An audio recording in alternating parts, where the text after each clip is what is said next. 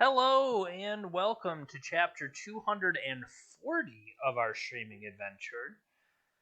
On deck for today, we have a little subscriber driven content, and the wheel has spun up Mishra's workshop. Now, you hear Mishra's workshop and you're like, well, this looks like a lands deck. I see Fastbond at the bottom. It says poorly updated Ziasbond. What's the deal? Well, look, Mishra's workshop. It's here. It's hiding up in the corner. The reason I went with this is that when I did spins, I spun multiple events in a row, and in the order that people got back to me, next week's stream was already decided to be KCI. KCI, Krark Clan Ironworks, is a artifact combo-y type of shell. And knowing I was going to play that next week, when I was given Mishra's Workshop as the card to use for this week, I thought, I don't necessarily want to be derivative of myself from week to week. So what is something that I could use Mishra's Workshop in that would be different? And here we go. Mishra's, yeah, I'm thinking on the fly. Mishra's Workshop is a land that cares about artifacts. Therefore, we will play a deck that has land and wants to cast artifacts. See? Boom. Solved it. Yeah, no problem. In this particular case, what we are doing is trying to use Fastbond and some quick mana to get multiple land drops in play. And if, for instance, some of those land drops happen to be a Mishra's Workshop, Mishra's Workshop is capable of quickly powering out Trinisphere, Spheres of Resistance, and Thorn of Amethyst that Not Me was able to remind me is kind of an honorary fifth sphere. Just the idea behind that is, can we break the symmetry of acceleration? It is kind of what I'm going for. Now, being a land-heavy deck, we're also going to have Life from the Loam with Crucible of Worlds. Crucible of Worlds able to wasteland, strip mine repeatedly, kind of grind away opponents' resources. You get a deck full of silver bullets when you have crop rotation. You can have Bajuka Bog, Glacial Chasm, Tabernacle at the right time. Keeping in mind that also we'll be able to, bring up a strip mine if that's relevant, bring up a workshop. We also have some, keeping in mind Life from the Loam. Once you get that engine going, you'll mill extra cards into the graveyard. Well, from that, Riftstone Portal, something similar to Yavimaya, which lets suddenly your Bazaar tap for green or your Mishra's Workshop tap for green if you have other things you want to do with it.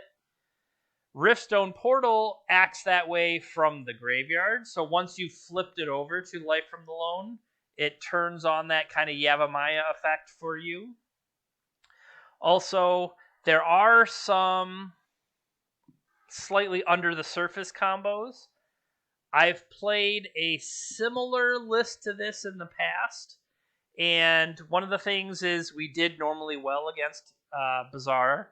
We did well against workshop decks. The issue we tended to have was against the quicker combo-y type blue decks, and that is why we're heavily reliant on Trinisphere, Thorn, Sphere of Resistance, as well as Null Rod for some of the Tinker decks that kind of like PO or Time Vault that might try to quickly put out, mana producing artifacts, and Null Rod can kind of blunt that to a degree. When a land taps for 3 and you can capitalize on that, as well as the higher land count in our deck, if we kind of attrition away with wastelands and stuff like that, but then can land a Crucible, we'll be able to pull ahead. So one of the tools we did not have last time around, because I think the last time we played it was like pre-MH2. Yavimaya Cradle of Growth did not exist. Now this is, Forest Urborg, where all lands become forests and are able to tap to green. That's where I was talking about Bazaar tapping for green, Workshop tapping for green, Dark Depths tapping for green, all of those type of things. But at the same time, another big thing that was new is Urza Saga. Urza Saga is something that, say we quickly deploy a couple spheres, instead of just staring at each other, Urza Saga can potentially spit out, multiple larger artifact threats and try to close the door during that kind of lower resource phase. Now, member in the Vintage Discord, let me look them up to give them proper credit.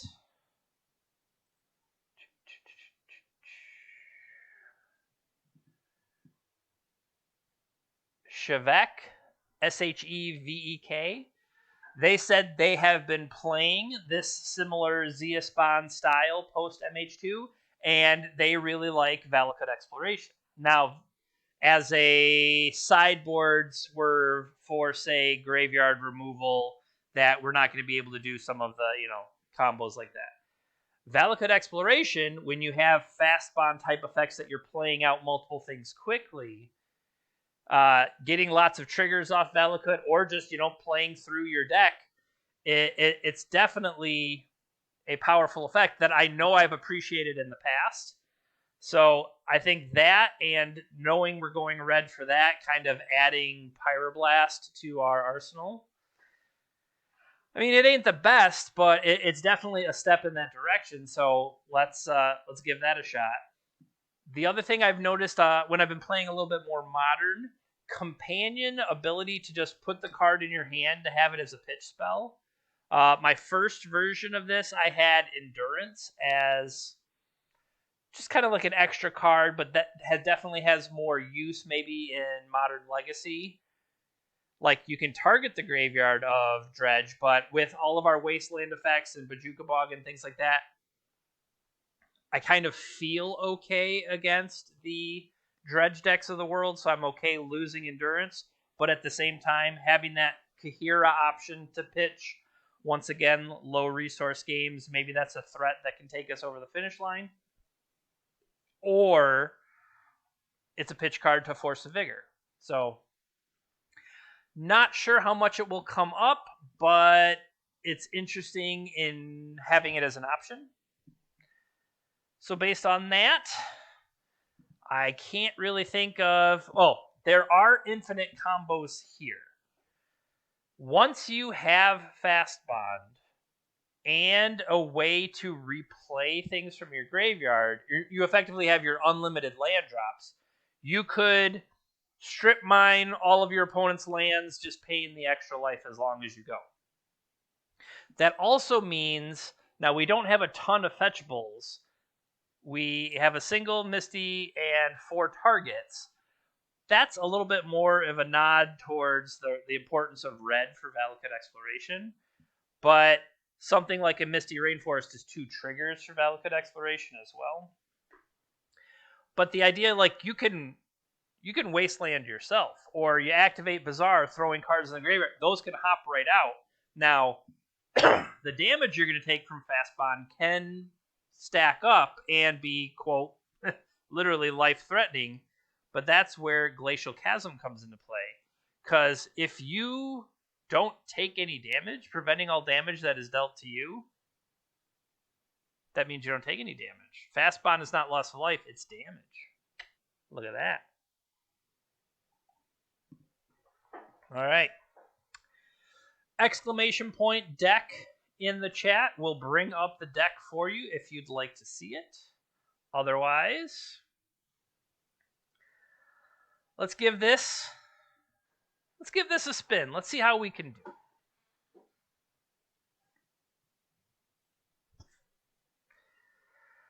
I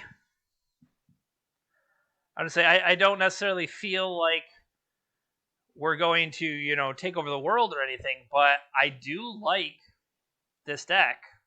I like the underlying principles of like a land-based strategy, stuff like that.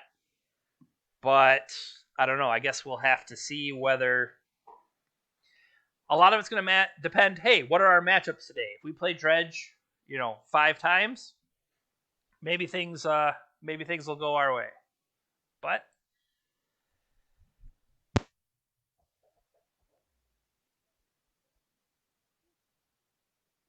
excuse me, we'll have to wait and see.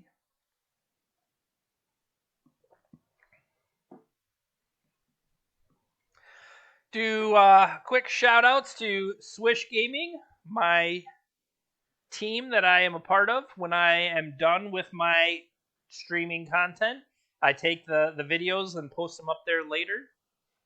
Not just the formats I play. You can go check out Steven, Dewey, and Larry do the Talking Swish.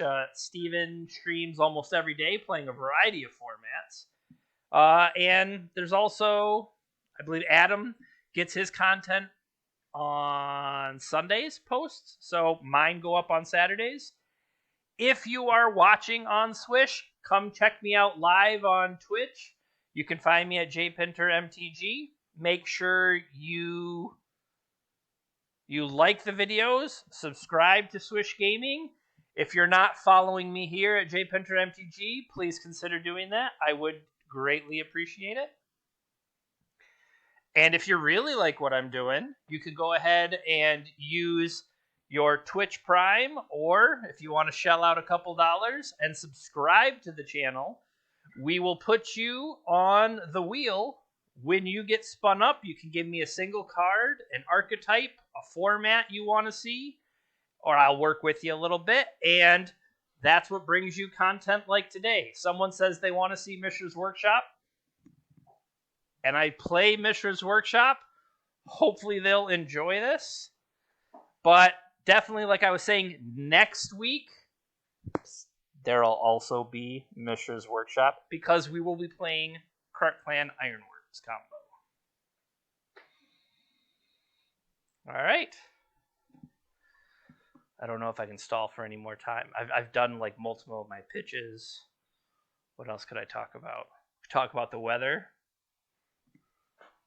There's a lot of snow. I don't know what the weather like is near you. What's on the wheel? There are a lot of things on the wheel. Now, the things I have slightly changed, what we used to do with the wheel is people would put their decision up front. And just the random element of the wheel spinning, not everything would come up, let's say, in a timely manner.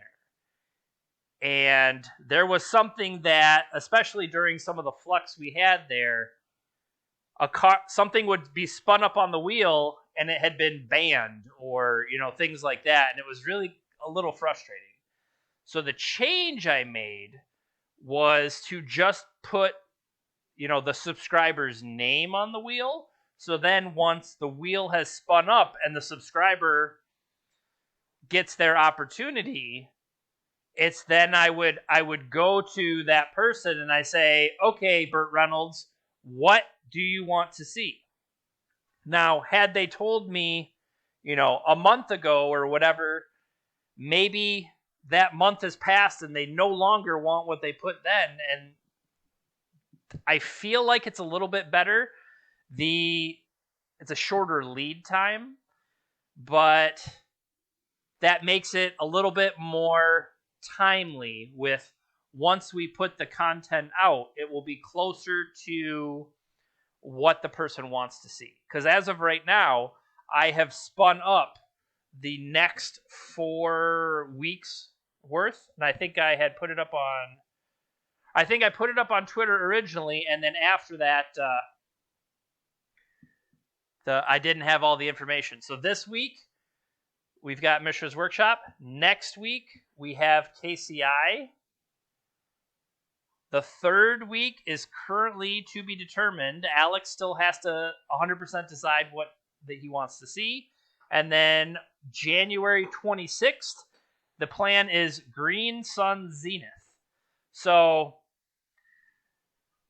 Green Sun Zenith isn't legal in Modern, so that kind of cancels that out. It sees some play in Vintage, but I do think, especially after a couple weeks of Vintage, not necessarily sure what the third week is, my goal is to get it to Legacy, and then I'm like, okay, Green Sun, Zenith, and Legacy. I've played like the Omnath pile. I've played a couple of those different things like that. It's actually, Green Sun Zenith is currently performing pretty well. My thought was the 12 post deck having Green Sun Zenith, and I thought that might be interesting. That was one of the ones that I saw. So Green Sun Zenith is all I've committed to right now, or I should say that is what's come up, but those are the ideas floating through my head. If you want to join the conversation, you can talk to me on Twitter, or you can come join the Discord. In the Discord, I kind of have a channel for upcoming wheel decks, and I'll put this is what my ideas are, and people will chime in and stuff like that. Play some CEDH. Yeah, EDH is not really my thing. I have found that... Well, I guess that's the difference between normal EDH and CEDH, right? The competitive aspect. If anything, I'm likely to come down more on the competitive side instead of... I don't know, I kind of view regular EDH more, and I think I heard it on a podcast where they treated it more like a board game played with magic cards. And I feel like that's kind of a good way to describe it, where you have, the diplomacy aspects and like you're building up towards like cool moments and things like that. And I don't know, that just doesn't necessarily been my view on Magic. That's not how Magic necessarily works for me. But I've also heard the term that you shouldn't yuck other people's yum. And so if other people really enjoy that, good for those other people. It might not be what I want to do, but,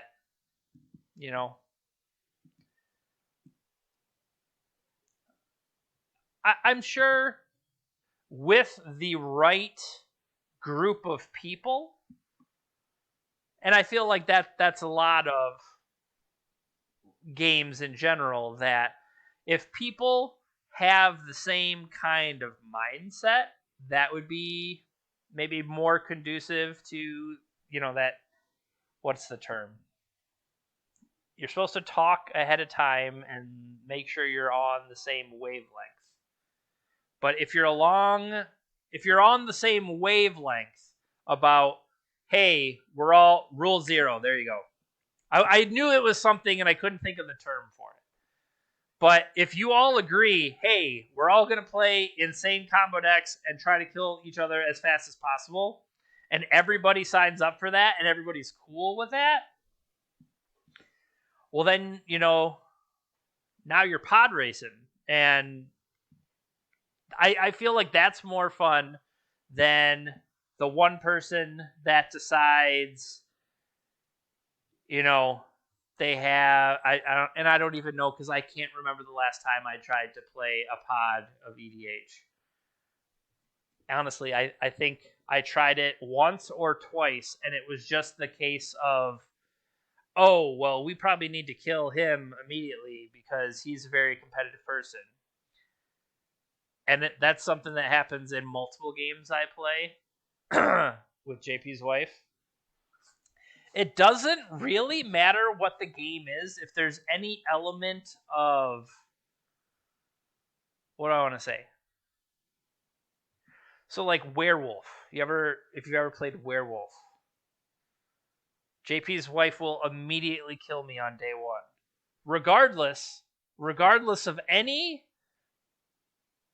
inkling of anything, just like auto try to kill me on the first day because I'm a threat. Even if I'm just a lowly, humble villager farming potatoes or whatever I'm doing, I am deemed as a threat and eliminated ruthlessly. But, I mean, JP's wife is very astute, and she's a great puzzler. She beat me in the puzzle competition. She's ruthless, man.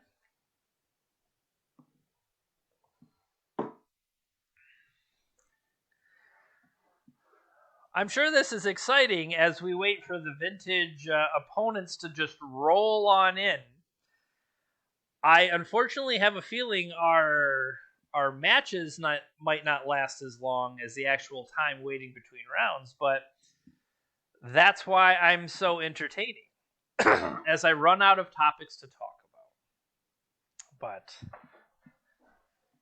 I do thank you for being here, or if you're watching it later and you haven't fast forwarded through this, I'm honestly a little surprised why, but let me sort it. I was trying to find a better way to display all the cards. There you go. That gets them all on the screen. And look at that. We have been paired for a round. So let's try for round 1.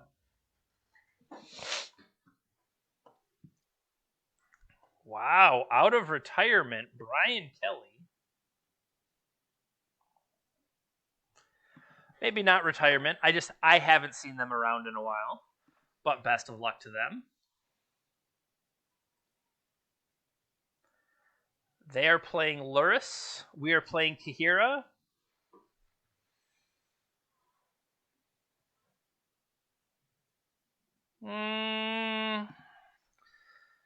So the only thing I would say I really do here is play a quick Fastbond. Well, Fastbond, Thespian Stage, Saga. I'll keep this.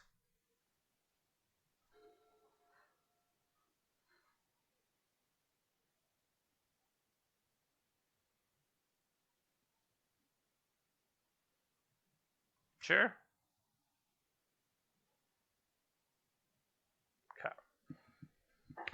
So,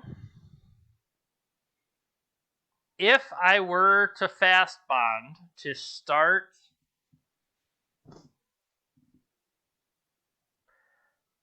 Fastbond would allow me to play out my entire hand, though. Which is appealing.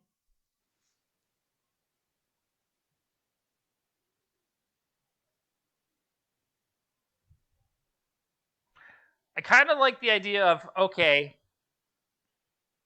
give you... The thing is, if they counter this, which they would likely counter this,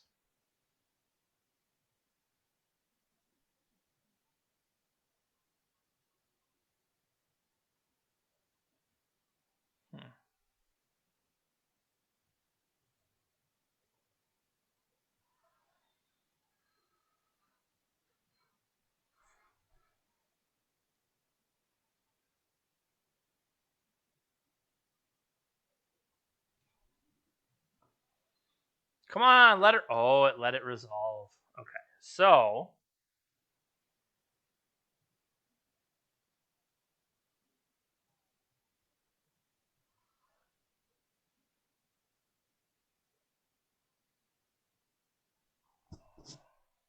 One, two,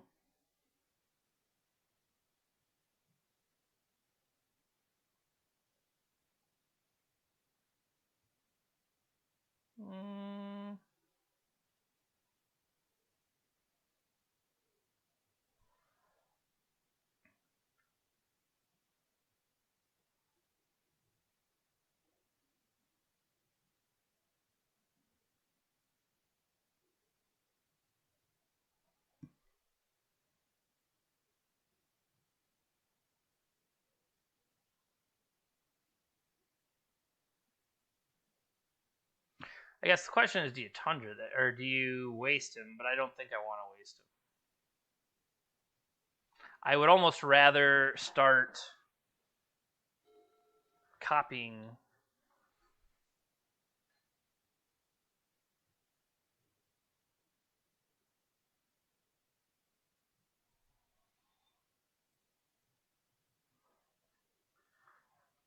Sure.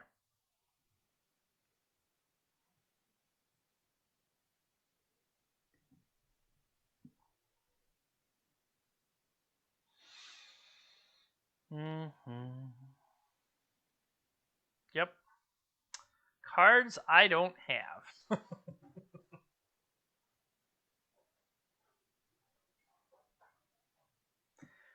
That's also a reason not to play out the bog. Keep cards in hand for Bazaar to throw away. Yep.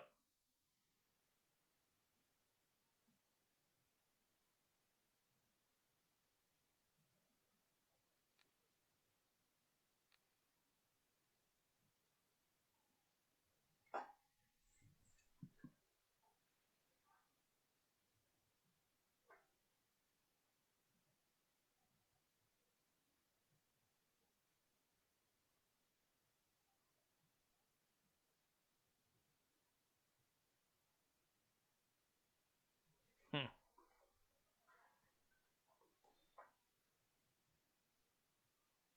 What is that? Sacrifice Malevolent Hermit.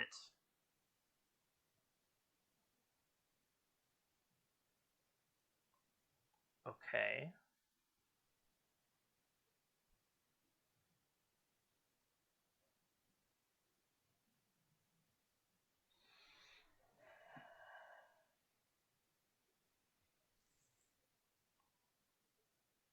Do you think Crucible will resolve? Because I don't.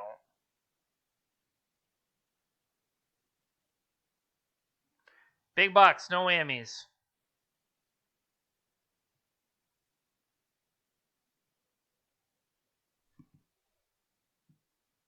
How many more fingers can I cross? Come on, Crucible. Okay.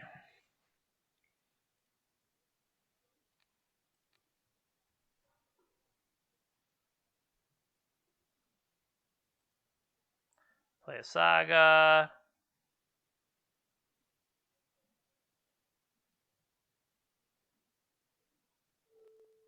Play a Saga.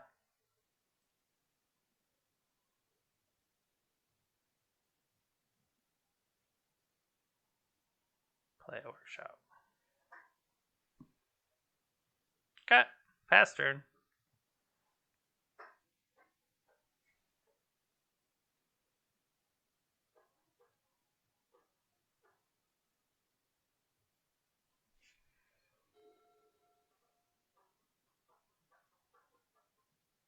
Oh, I wasn't thinking about it. I should have put Kahira in my hand. I was like, yeah, you want to have 2 available to tap, but look at it. I don't need the 2 available to tap because they're only at 1 counter. I was thinking of the Thespian stage, but the Thespian stage didn't even have a copy anyway, or is only on 1 counter anyway. So I definitely feel like I should have the Kahira in hand. So that feels wrong on my part.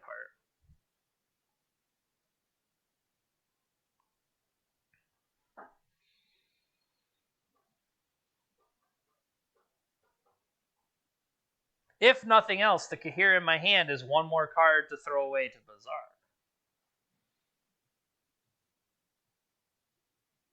Non-creature spell.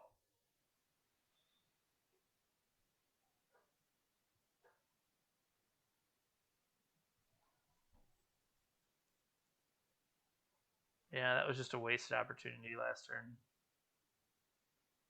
Engineered explosives on 1. That's fair.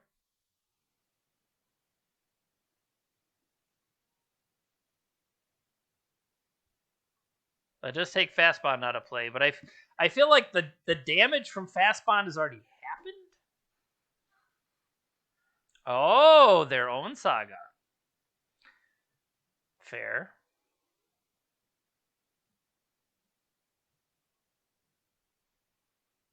What do I have that's just the Fastbond?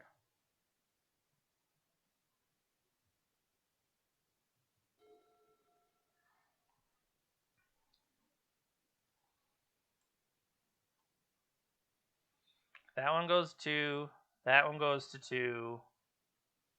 I guess.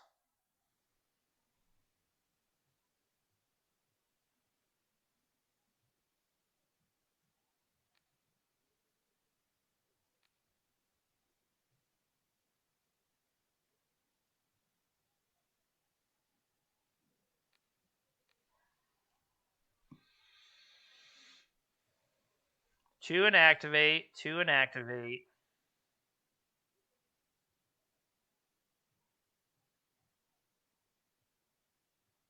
2 and tap. 2 and tap. I have 1 left over.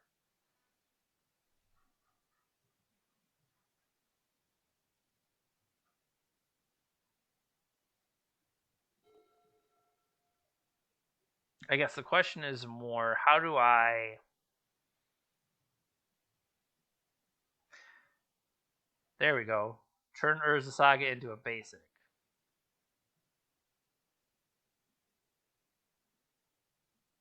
Because then this will have the tap ability and not get sacrificed due to the other.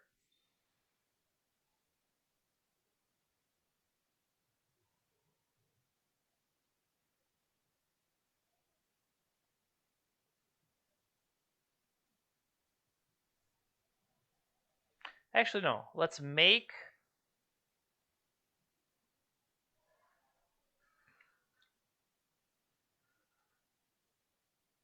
Luris in hand. So we almost need to kill this Bajuka Bog and replay it, but it's going to be too late.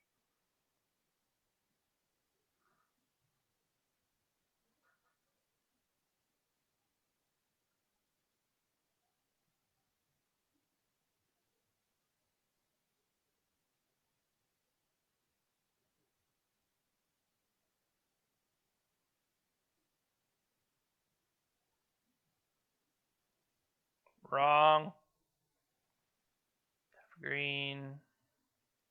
Green.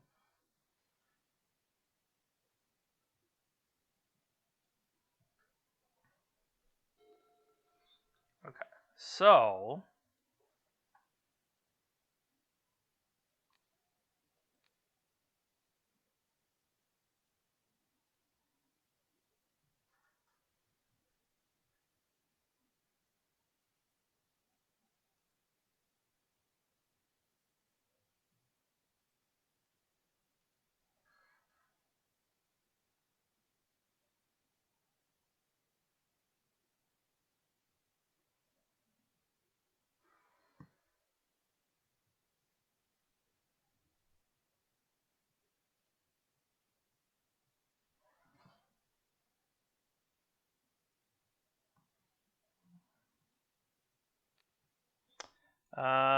engineered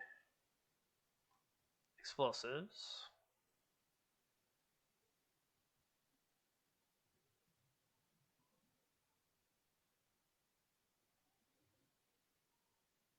Actually, I could have stacked that better.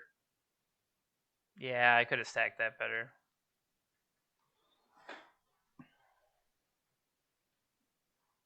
Because right now, we need to get rid of...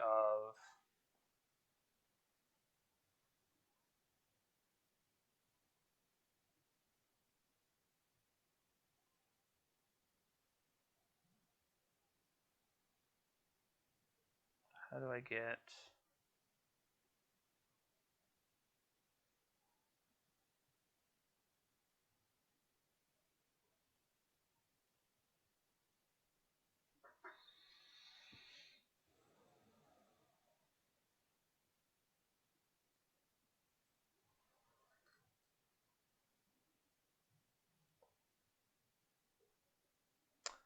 Hello there.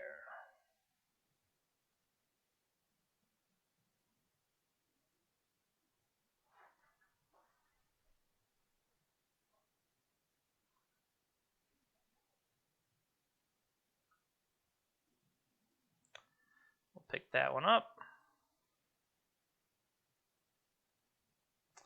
All right, pass turn.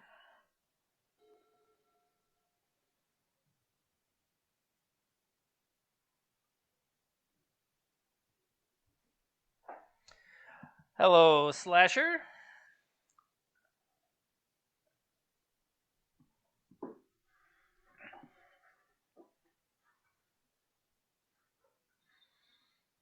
Rawr. We are constructing. Correction. Constructing. If Karn makes them, they're constructs, I think. If anything else makes them, they're just regular constructs. I think that's the fairest way to go about it. All right. Opponent is blue-white. Excuse me. Blue-white Standstill.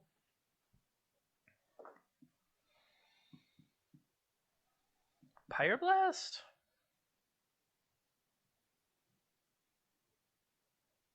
So, things that aren't... I mean, the Bajuka Bog ended up being relevant. I don't know if it needs to be, though. And if we're going to be on the draw, the fact that they have sagas...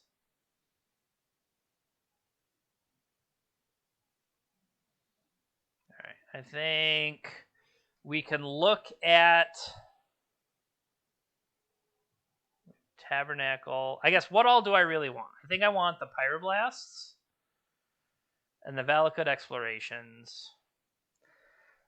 Other than that, if they're just going to do normal stand-stilly things,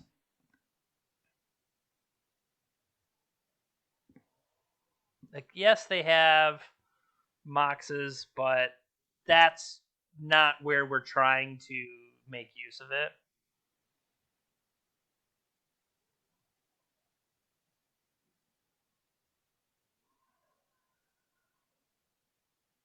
I think we still want the workshops. I think we want the Bajuka Bog.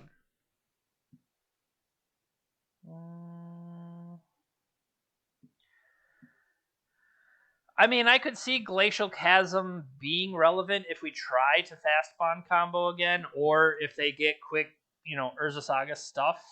But they do have Wasteland.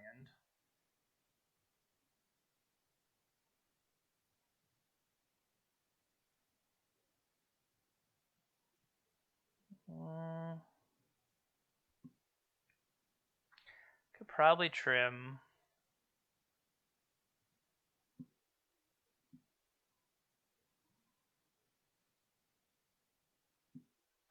I mean, Bazaar did some good work there, but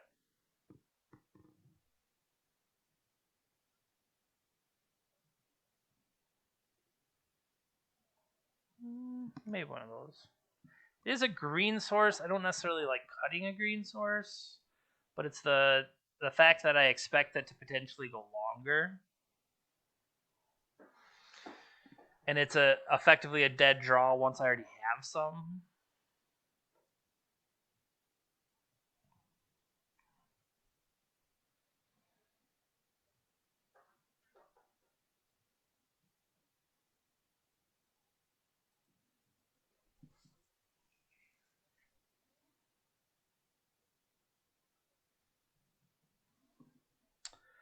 I mean, we have Fastbond again. I feel like I'm required to keep.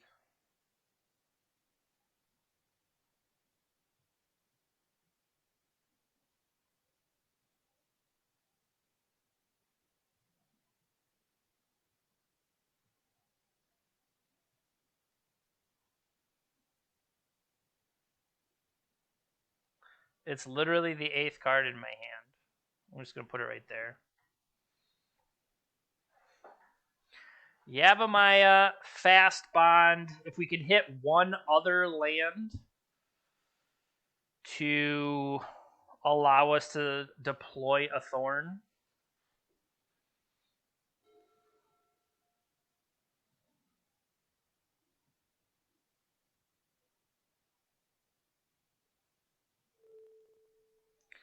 It's not what I meant.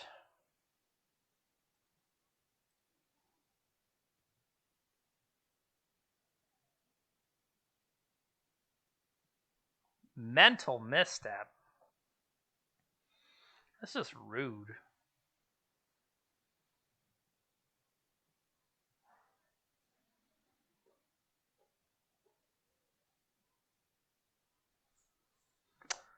So, my thought is turn to Buried Ruin, Thorn of Amethyst.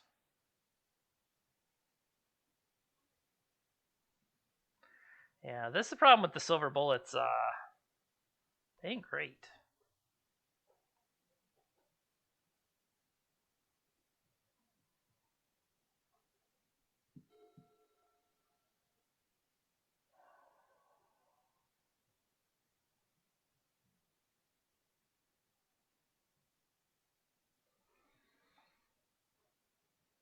See, I can live under this too.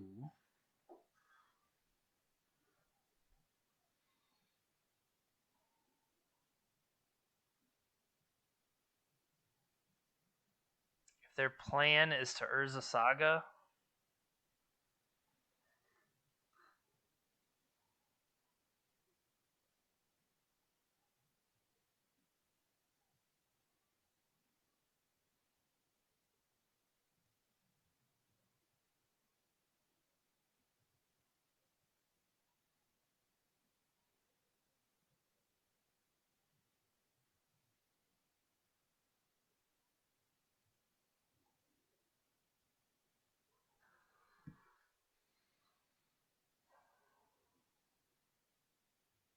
I was gonna say I do like the idea of playing the Thorn to protect future. I just didn't necessarily want to give them the lands.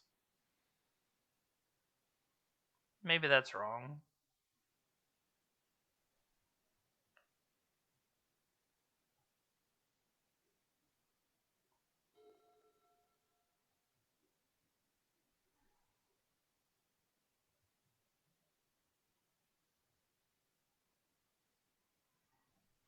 I can foresee this somehow going poorly.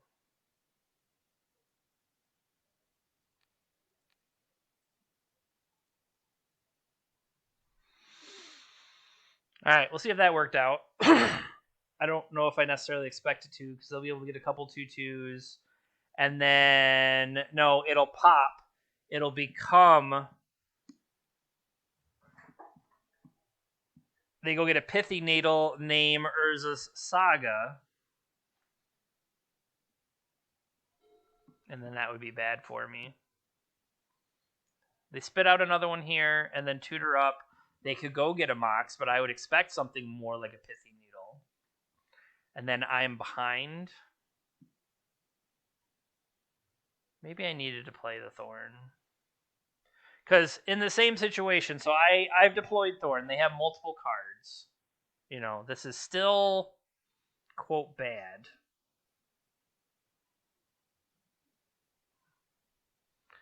That's problematic for me, I think. Yeah. So that was the bigger problem, was them having strip mine. Because they had named Thespian Stage, it technically was an Urza Saga in play, and I was going to be able to, let's say, do shenanigans.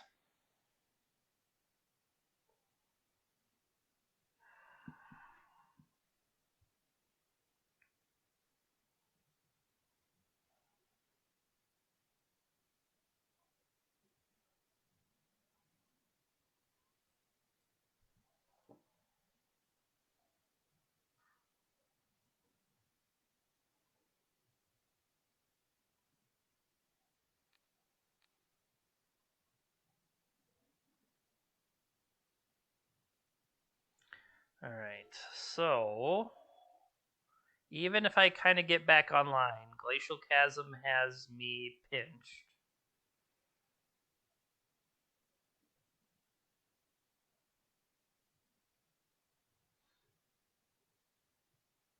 Interesting.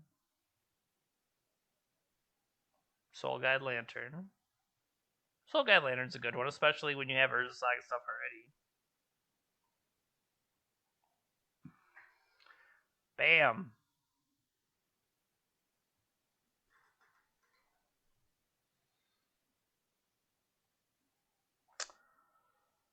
This could draw me toward a Fastbond effect. Fastbond effect, the only thing that gets me out of this. Because even Tabernacles they could play around.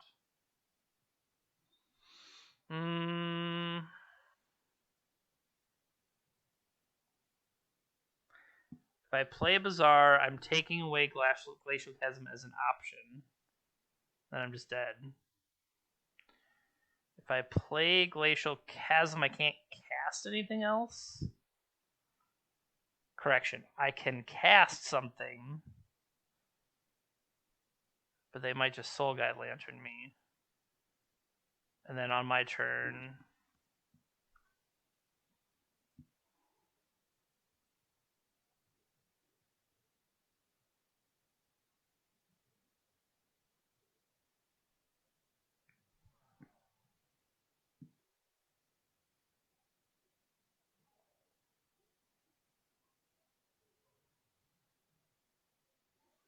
Could also pick up Kihira.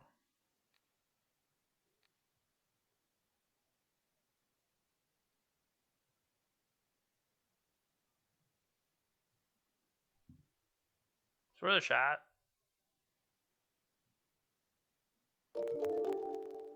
Hey, thank you. Oh, so that worked, but I don't think it's enough. I think we're still going to die to these Saga tokens. Welcome.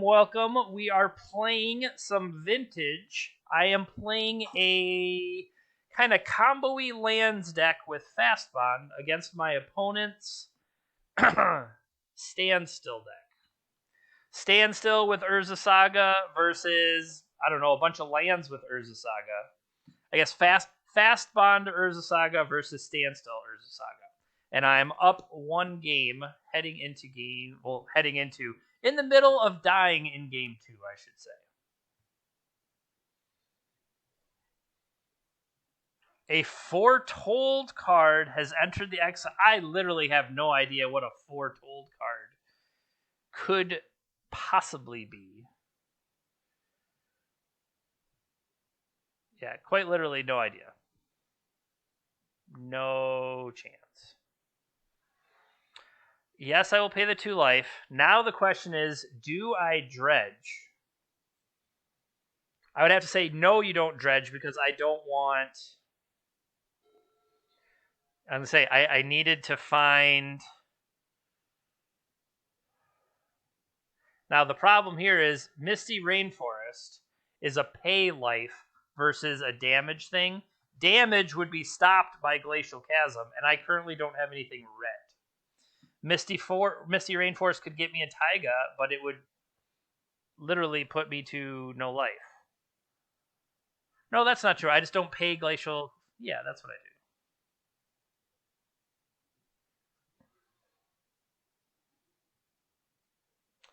We need to hope for Valakut Exploration to go all the way next turn. After I decline to pay for the Glacial Chasm. They could just Force a Will this, though, and that's bad. All right. They're willing to let me do cool things. I do appreciate that.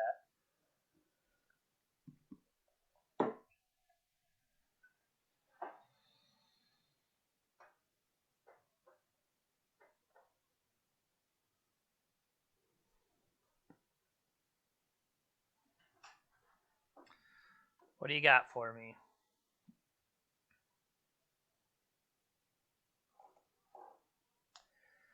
Behold the multiverse. I have foretold it. Okay. Scry 2, draw 2.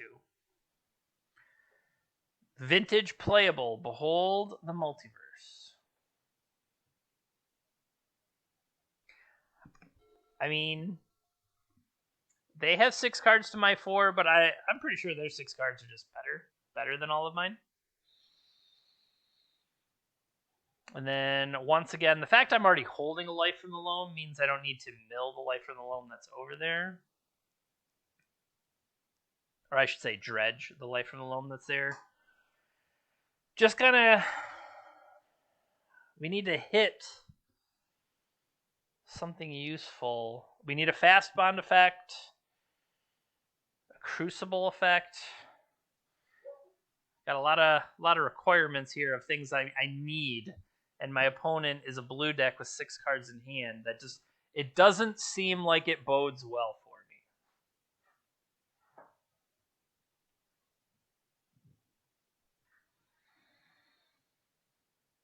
me. Lurrus in hand.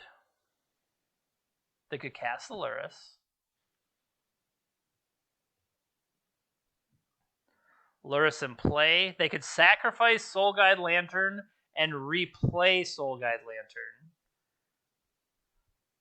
They could also just replay Black Lotus. That's probably better. Replay Black Lotus, that's a good one. I think it makes more sense to keep Soul Guide Lantern up. Now, okay, here's the thing is, I cannot pay this cumulative upkeep. Correction, I could, I really shouldn't. So now, I will let this be the land we play.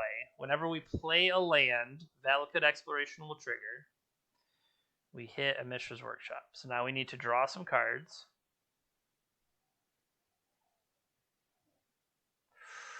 All right, we drew a Crucible, but we do not currently have extra land drops.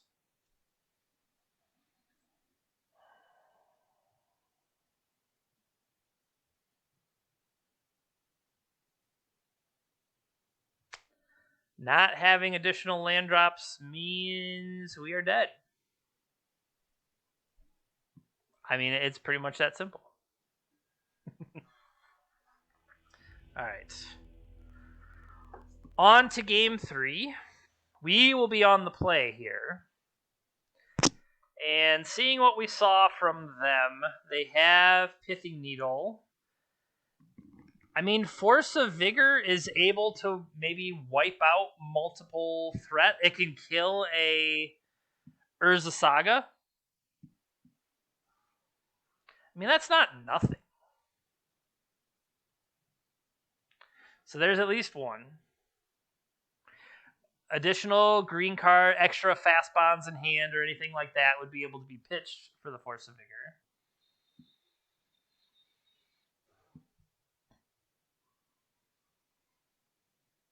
I think I'm going to cut a Riftstone Portal. Let's try that.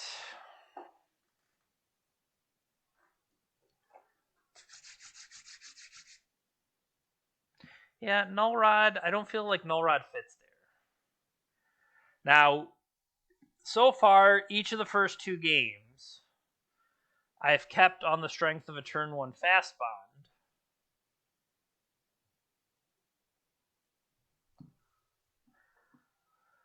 I just don't know if turn 1 Fastbond is enough.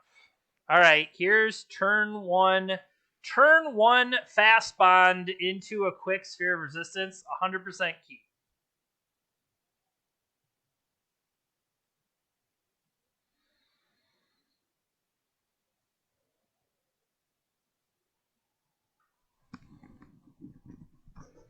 Fastbond, land, and Dark Depths will tap.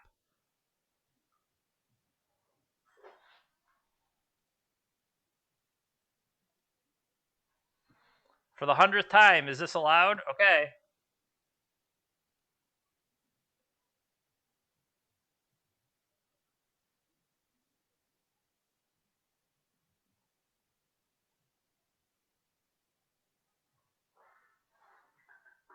Cast a Sphere of Resistance. Past you. On my turn... Oh, crop rotation costs 1 extra. Otherwise, I was thinking we can quickly rotate this into... We still could do it.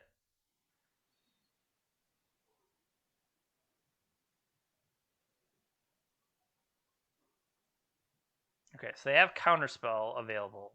Still have, or I should say, Force of Will.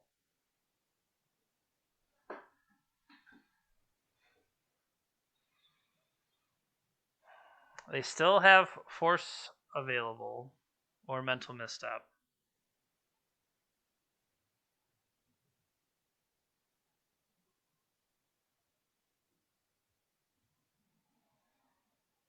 Fetch.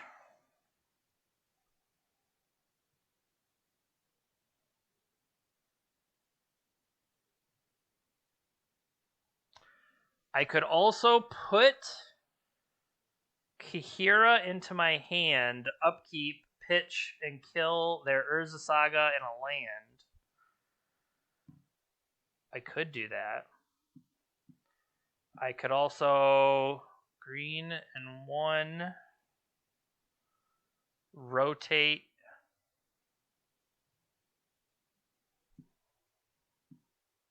I could do that on their turn as well.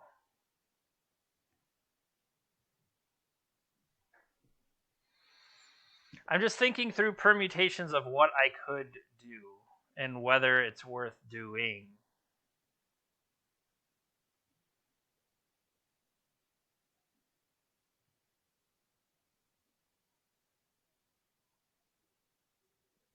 If I spit out a quick 20/20 right now, what good does that do me? It doesn't necessarily.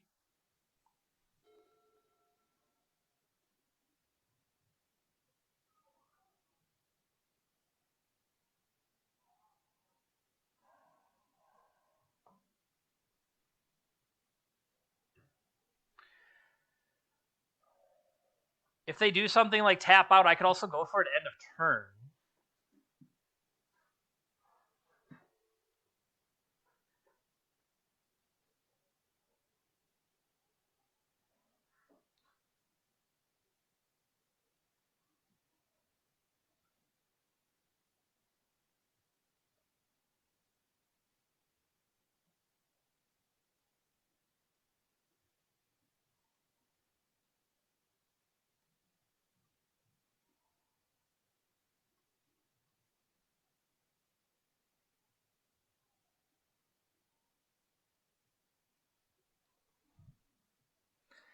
This is probably just too greedy.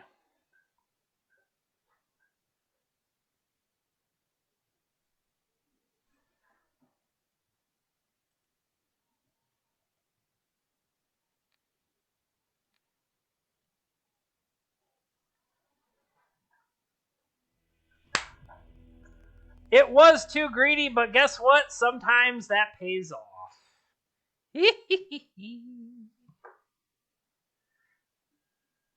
Sometimes you gotta be a little greedy.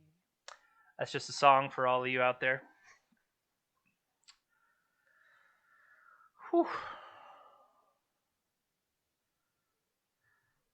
Yeah, I wasn't 100% sure that it was the right decision. I'm trying to make everything fit on the screen.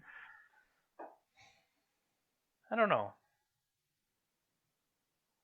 Like, I guess what percent, because Standstill has so many more, I don't want to say misses, but hey, round 2, fight.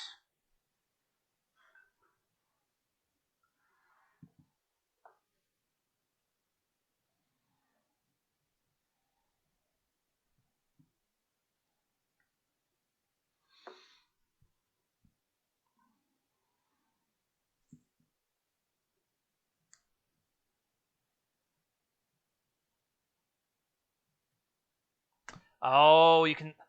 I'm thinking, oh, Bazaar doesn't do anything, not realizing.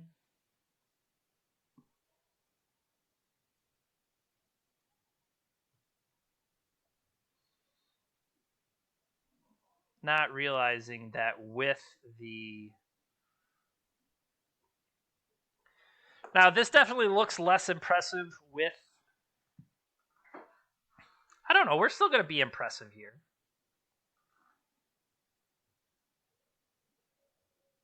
Why did they spin the top? I guess that's my question.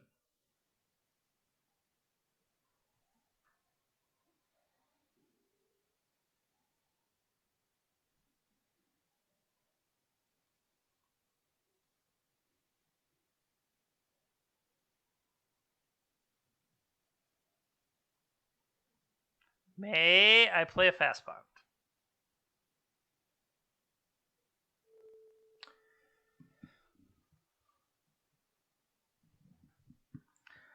I'm getting misstepped all over the place.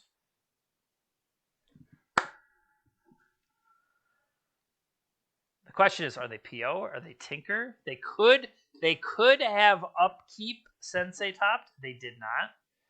Draw for the turn. I mean, they knew what they wanted, so they drew, and now are resetting. Drawing.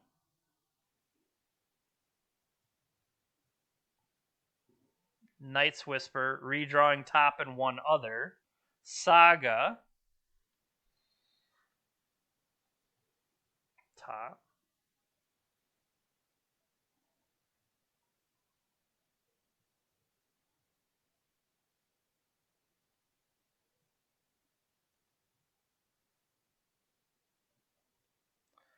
All right.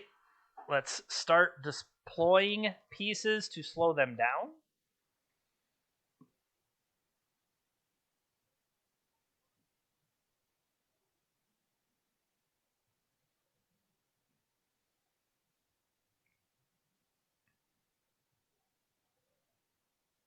All right. What are my targets in the main? What are my Urza's bullets? Lotus, Emerald, Ruby, Soul Ring, Pithing Needle. I guess if they let it happen, Pithing Needle could hit top.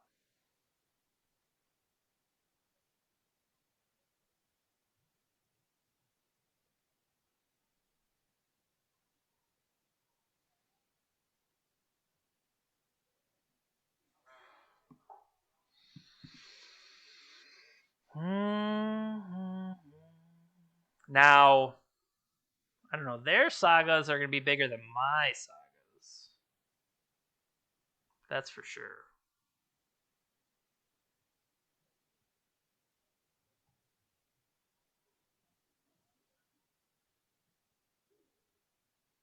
And in response to it going off, I guess I'm going to have to make my token now, because otherwise I'm in jeopardy of getting punished.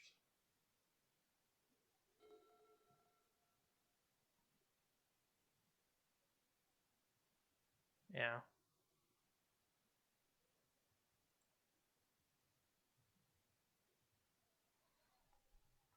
So they'll have 6/6s to my lowly 2/2. Sorry, 7/7s.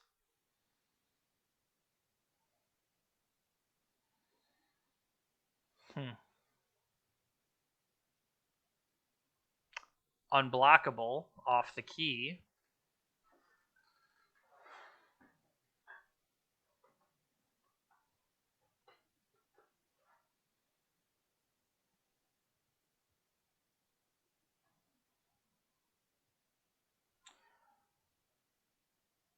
Maybe I needed to take the opportunity because that's when my key would be useful.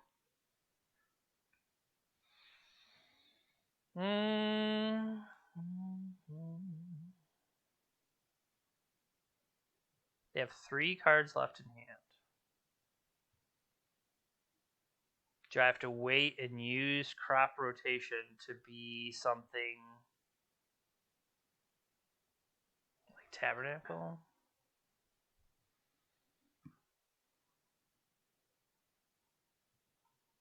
Because you already know what you're drawing.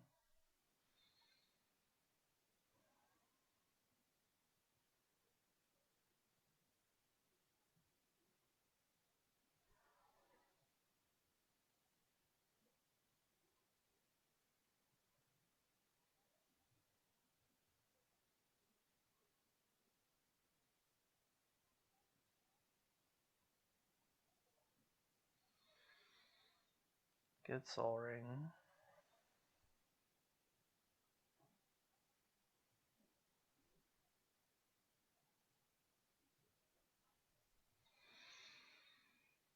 Mm.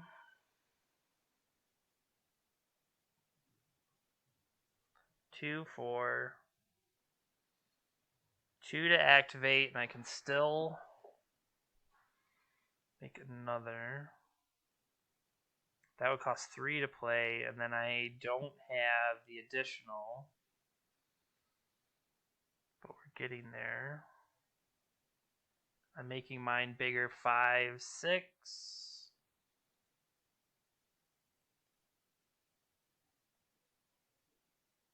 Still have 2 tap activate.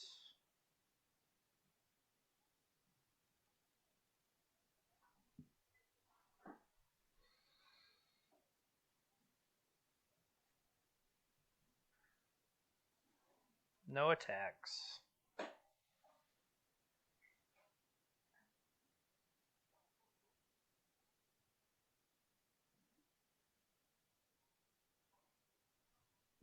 Yep.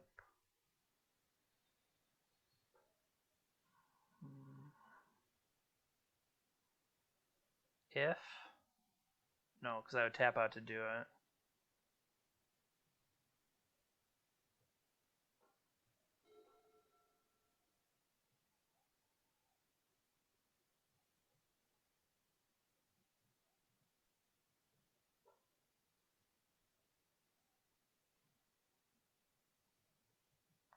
Attacking with both.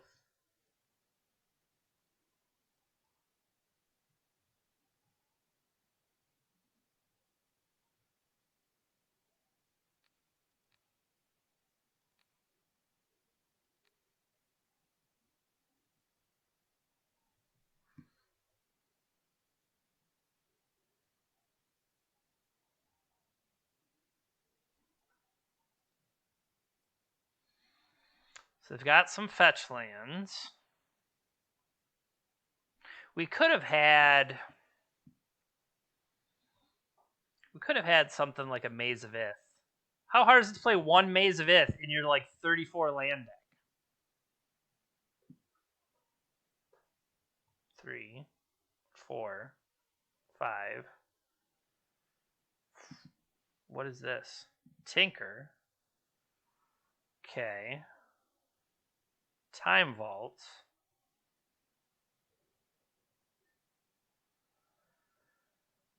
Yeah, we're dead to that. Too bad they don't have like Mana Vault to kill them.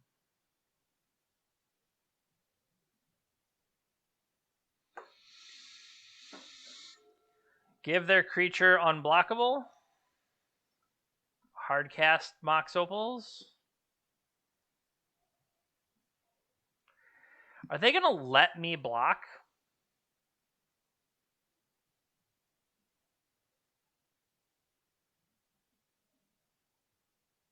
Because it doesn't matter, they just untap. Yeah, we're dead anyway. I was like, wait a minute. Are they actually letting me do that? No, because if I block, my creature dies, and then they just untap the vault and attack again. So that was the difference there. That's not what I wanted. Okay. Things I want. Force of Vigor. Null Rod. Pyroblast.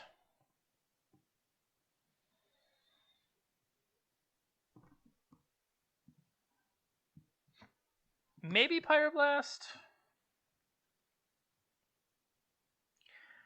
Tabernacle we don't need. Jukabog we don't need. Can trim Yavamaya, I think.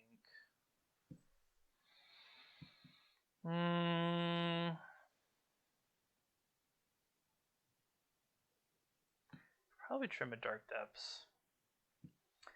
Actually, we could hold a Yavamaya over, because Glacial Chasm actually would have been worthwhile there. I think this Riftstone Portal is cuter than I need it to be. The question is, do I want something like Valakut Exploration, or am I trying to? What am I trying to ground it down to? Would they not have Hercules? They might have Hercules. If they have Hercules, is something like Pyroblast what I want? Potentially.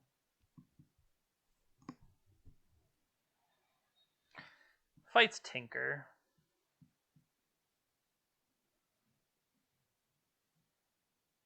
think Buried Ruin is a bit cute. I could probably trim like they just don't have that many lands. I could probably trim Wasteland and rely more on Strip Mine. That's believable in my head.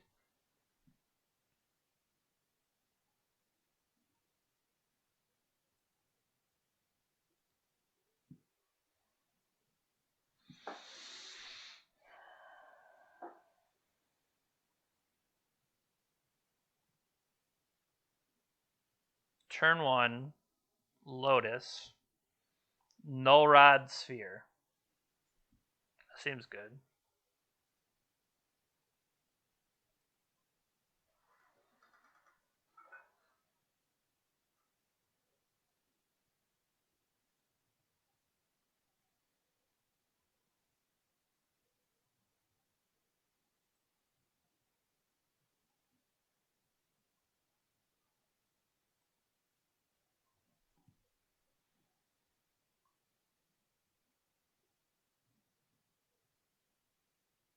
Let's see if they didn't.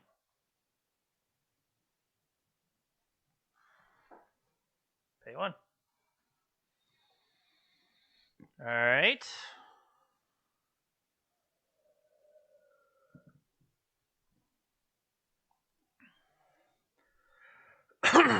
Null Rod in play.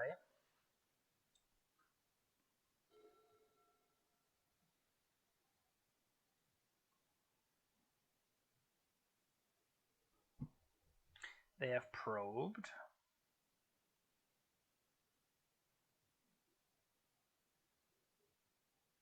Paradoxical. Ancestral. Yeah. Well, you definitely can have that one.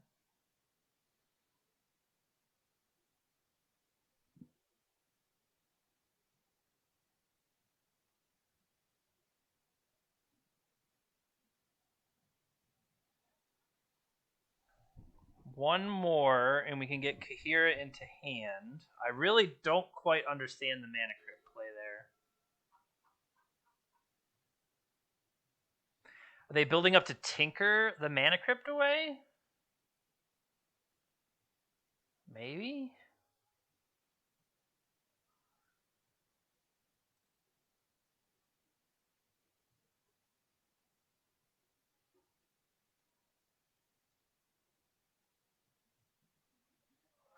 All right, Kahira's been put in hand as a pitch to force the Vigor. Go Mana Crypt, go. Oh, won the flip. That's BS.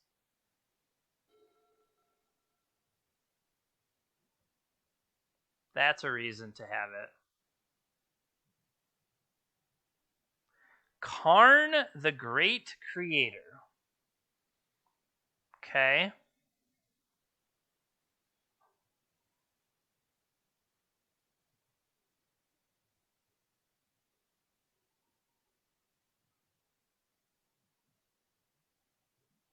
Mycosynth Lattice in hand. 4 others.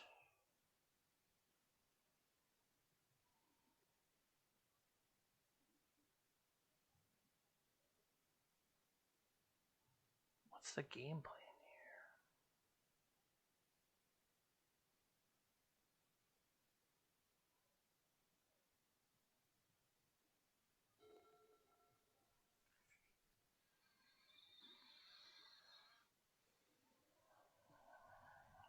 So,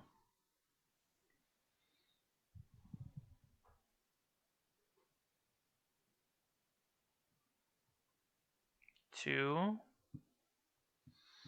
would make a 3/3. Like, they can't afford to do that because of that. There's no way that's correct. Pass their turn.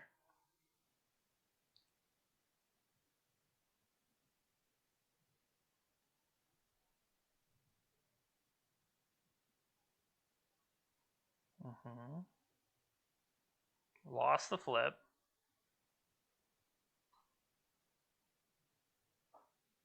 If they play out a bunch of Moxes,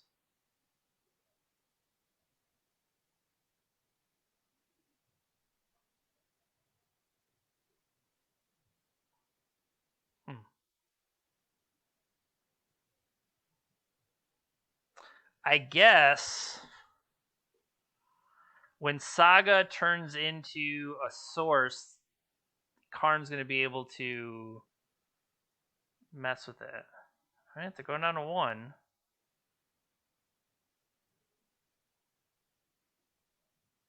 Something they can play here.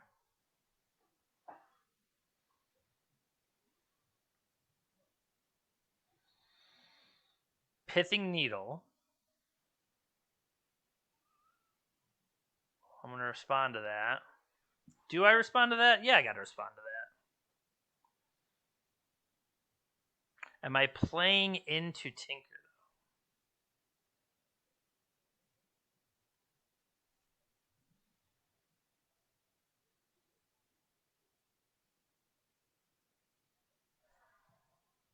I got a different plan. I can let that happen. They name Urza Saga.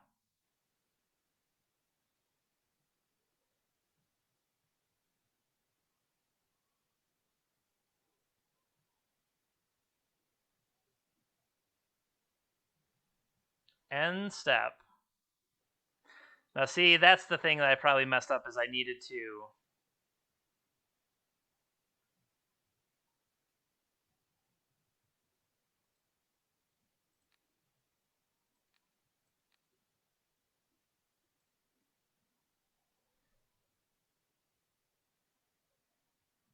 Like, do they have the? Yeah, see, they have the counter for that, so that's why I should have just gone for it.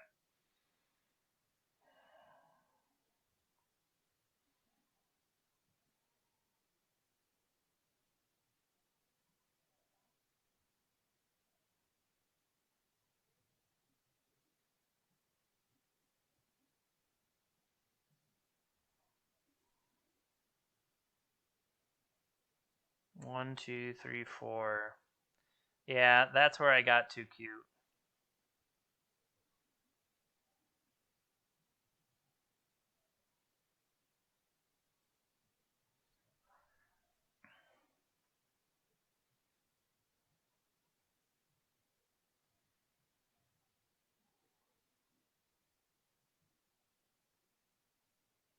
So I've already used.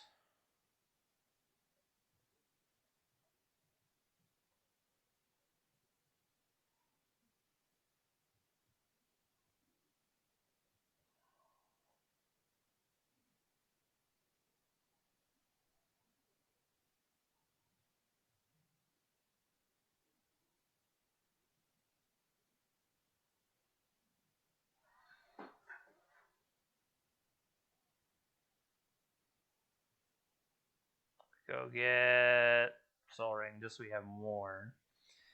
If I use Crucible, I could then go get.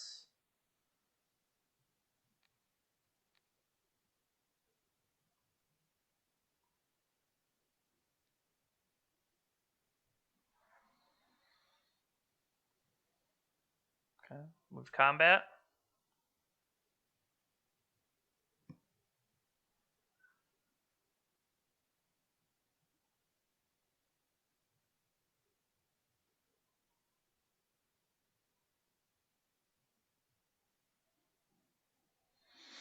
What do you got here? Dig through time, perhaps? They seem to have spent it. Yeah, yikes. Yikes, yikes. Dig through time, restocks their hand.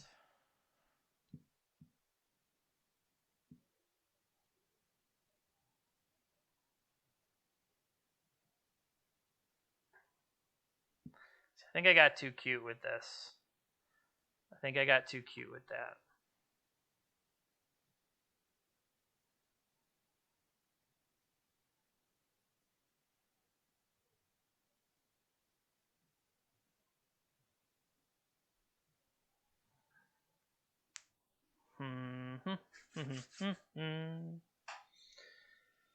Oh well.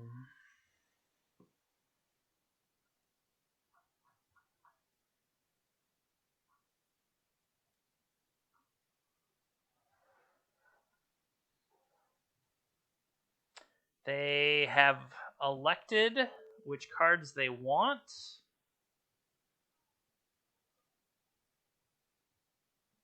I would like to play a Pithy Needle. My Pithy Needle names Karn. Karn, so they can't kill the Mana Crypt. And we'll let the Mana Crypt kill them. Man, that'd be awesome if that's how this plays out.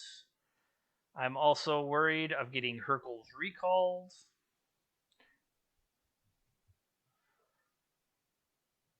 What are you mystical tutoring for by chance? Tinker, also good. Tinker away my Mana Crypt.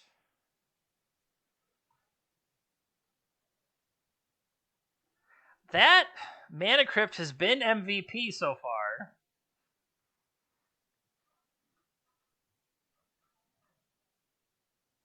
But they do have Tinker available. Tinker for Sphinx. Sphinx is something I can't stop.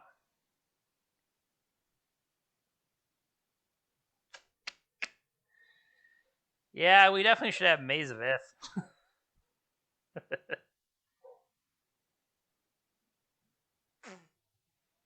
They have 2 cards left. One of them is 1. Do I have anything that can provide 2 mana?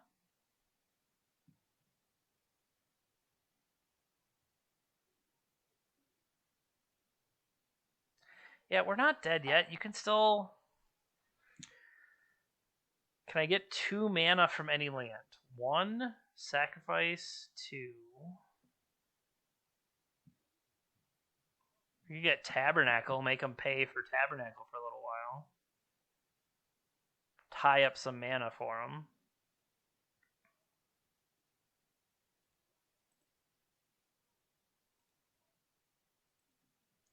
I took Tabernacle out, I'm pretty sure. As I said it, I'm like, I don't think Tabernacle's in your deck anymore, buddy.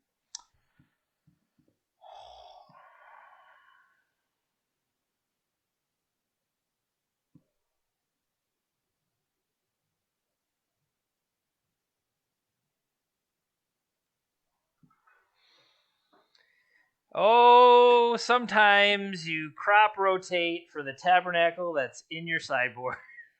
Because what do I need Tabernacle for? Tabernacle isn't going to do anything.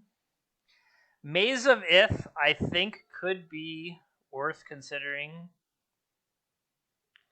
Even if it's just as a one, like, maybe it's like a sideboard one of to maybe come in, you know what I mean?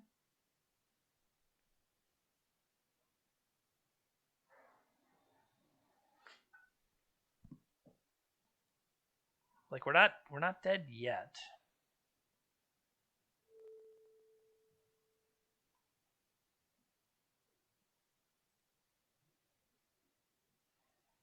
Mox Opal, sure.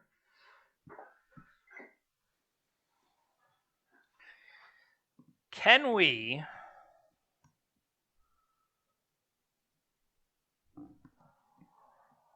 So if I play that, and that's something I didn't even consider, Jeremy. What if I would have crop rotated for Mishra's Workshop last turn, cast the Crucible, and I would have had a land back in play? I didn't even consider that. Because now they're going to have lethal, right? They make a 4/4. Sorry, they make a 5/5. Their turn 6/6. Any other lands they play. That's terrible. Like, I could have done this last turn, and I just flat out missed it. That is heartbreaking. And by heartbreaking, I mean,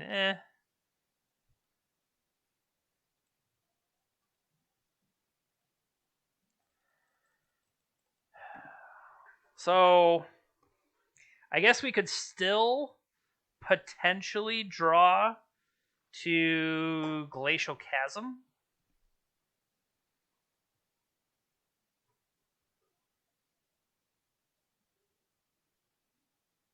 Did they not attack? Oh, just in case I didn't think It was going my way. They do have Vampiric Tutor. It could be anything.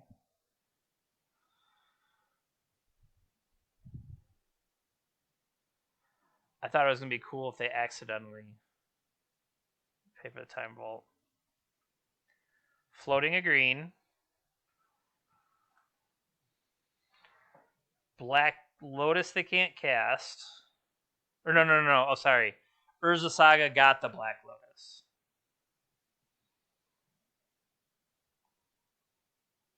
But they're holding a Mycosynth Lattice. They have Urza Saga turned off. I completely missed. They are the ones that had Urza Saga turned off. That's funny. Way to go, team. And Force of Vigor is not...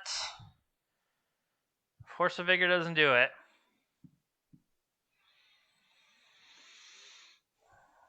Correction. Force of Vigor on...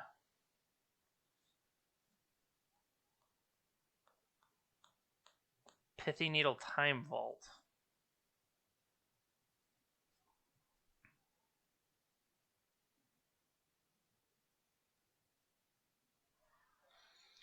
Yeah, we're not... Like, we're 74% dead. We're not 100% dead.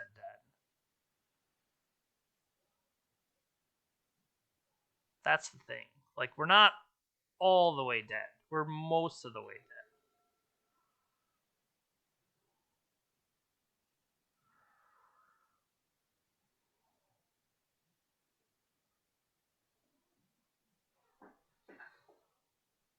Go to 2. They use... I was going to say, what did they tinker for? They tinkered to the things. I forgot that. Demonic Tutor.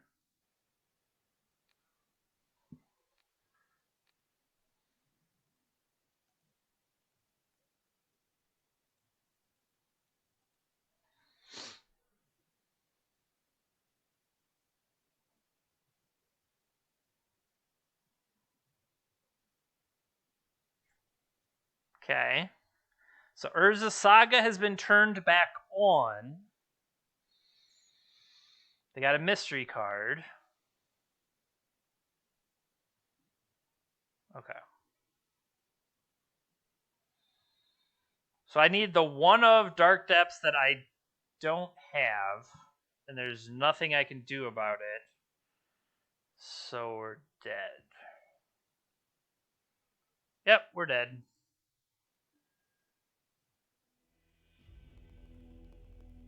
I was going to draw one more just in case, but I've hit the button and Magic Online refuses to cooperate, so I guess I am not allowed to see the card. All right.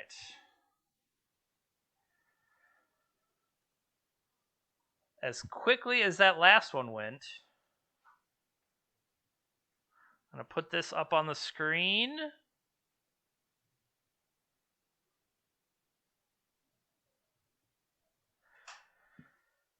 Yeah. Where'd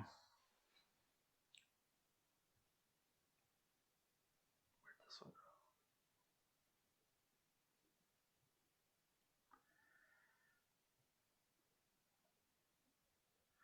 Maybe it's better to show the other screen. Make that big again.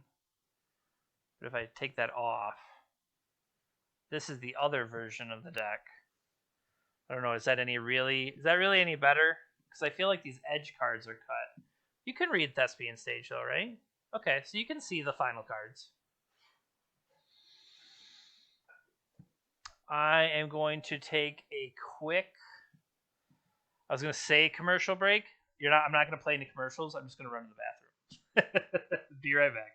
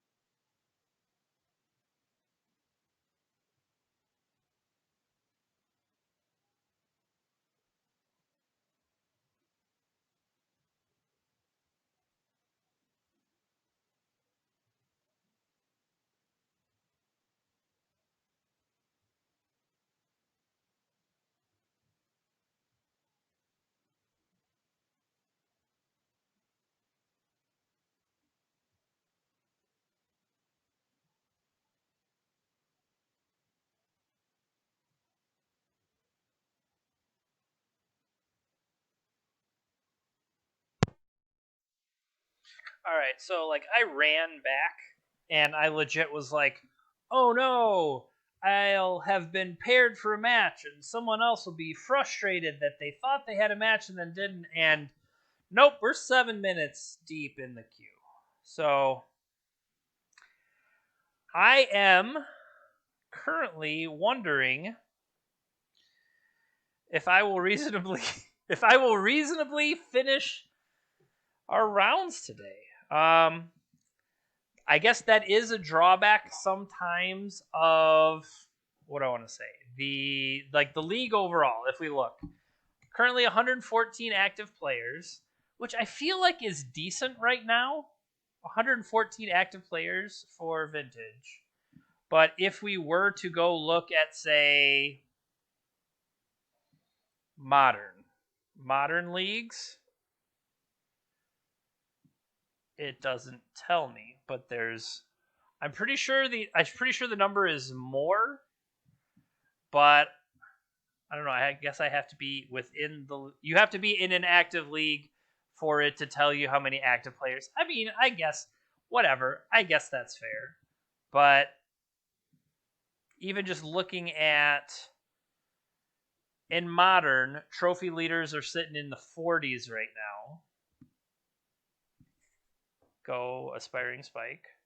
In Legacy, 19. In Vintage, I mean, 8 is up at the top. What's Pauper at? Pauper, 34. Barf. Barf indeed. Pioneer, 20s. Standard?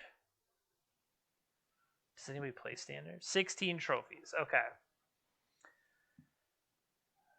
So, I don't know. Unfortunately, maybe it means that games are more competitive in Vintage and it spreads the prizes out against more people. That, or what does this show me? Everybody with buddies. Okay. It also could just be the time of day. I've noticed that before. That I used to stream starting at 6 and running multiple hours, and now I've been going for about a little bit over an hour and a half, and it's almost 6 o'clock my time. Part of why I did that is for the stream in general, coming home from work and going right into the stream, it lets me kind of keep energy up and do things like that, as opposed to I'd come home, I'd sit down, I'd talk to the dogs. Okay, that's true. And you start to unwind a little bit more, and then it was like, oh, I got to get myself up for the stream, and it was a lot harder to do that. Whereas I'm coming home from work, and yes, I'm tired, but the energy required at work means I'm still kind of moving along pretty well, and from that to roll into the stream, let me kind of, let's say, keep going. So I don't know. It's interesting in, did I really get from the 6 p.m. Eastern on, was I getting paired more frequently versus, okay, this earlier 4 o'clock-ish time slot? I mean, it's only a couple hours earlier, but I say that, and then, well, nobody would have ever been paired up against me at 4 o'clock before. So if it's something where people's schedules skew later, it's not, 4 o'clock is too early. West Coast, we're talking 1 o'clock-ish. Now, okay, you're getting into 3 o'clock. Maybe they're getting home from work. You go over into Europe plus 6 hours. Okay, now it's closer to midnight, things like that. Or the other side of the world, Japan, etc. I don't know. It's interesting to see the different dynamics, because we were talking about EDH a little bit before, and the people that play EDH, what types of things are they looking for versus, Magic Online, allowing people to play more things. I don't know. Maybe Thursday is something where people gravitate towards other formats, not necessarily our format.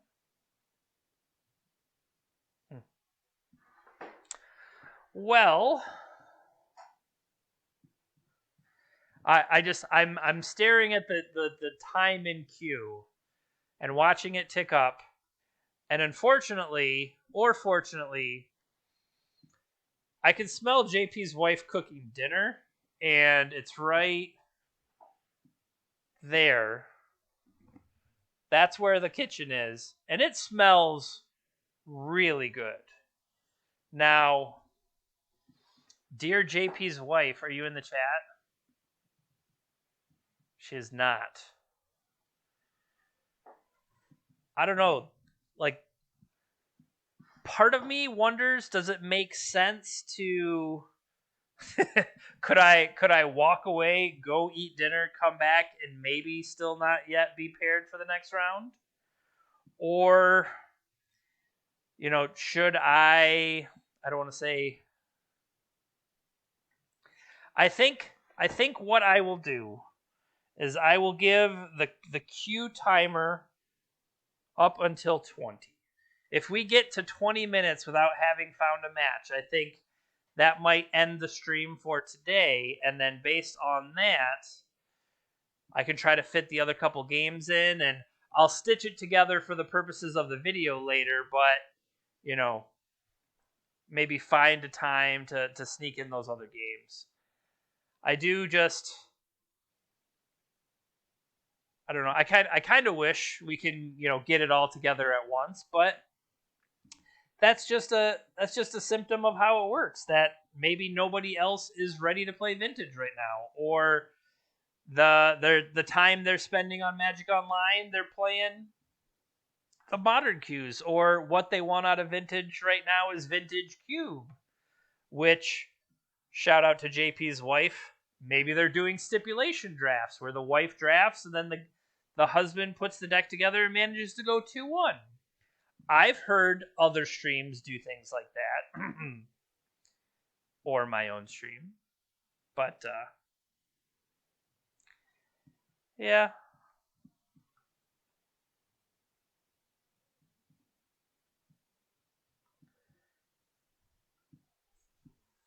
What would I have cut for Maze of Ith?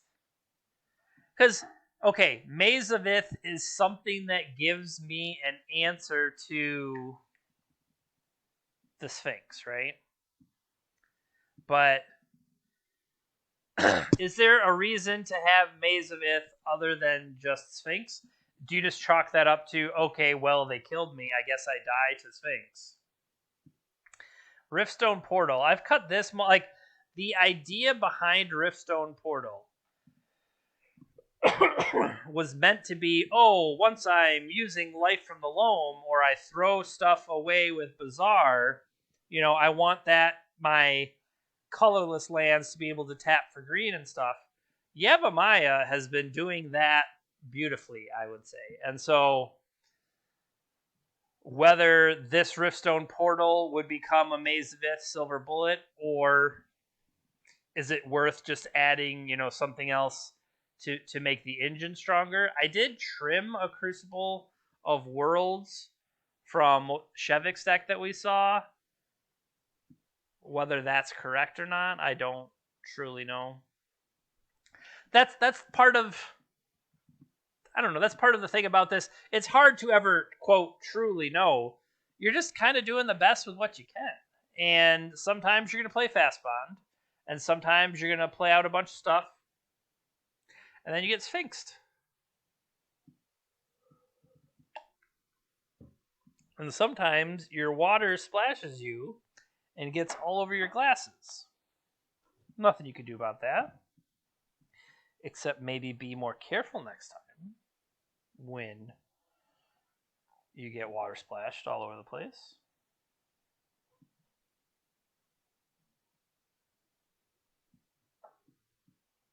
There we go.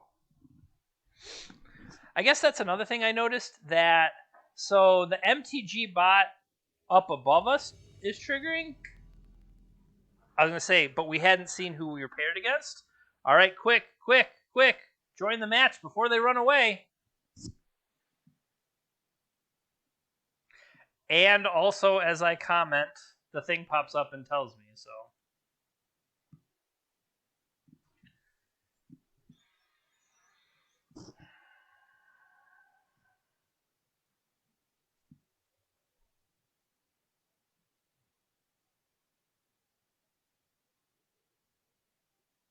Yeah, keep.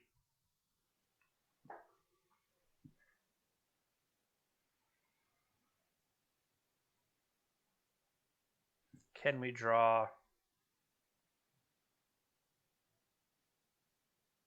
Draw Yavimaya, that'd be awesome. Because Mishra's Workshop into a Yavimaya into Saga.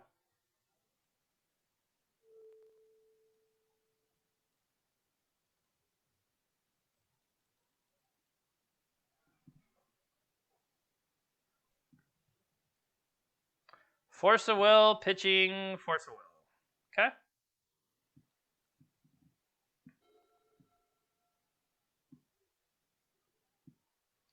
They have a Misty Rainforest.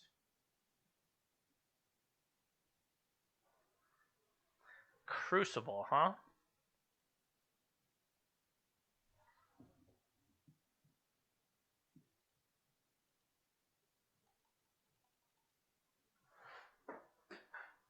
Try to play Sphere. Sphere resolves, which means I cannot play Sphere number 2.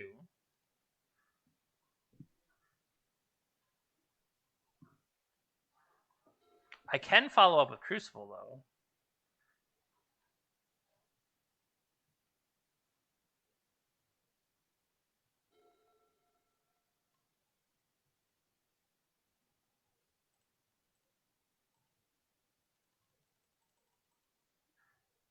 Should I instead have played the Sphere there?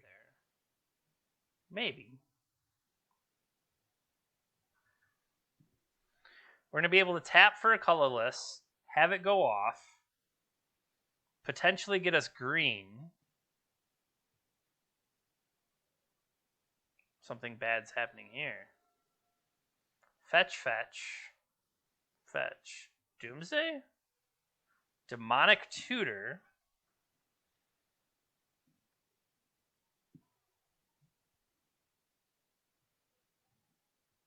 Okay.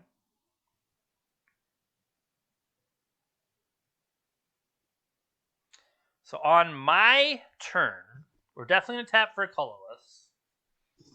What I'm wondering, though,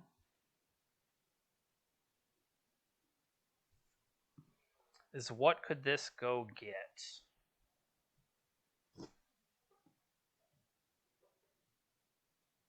We can't get anything yet because we don't have the green mana.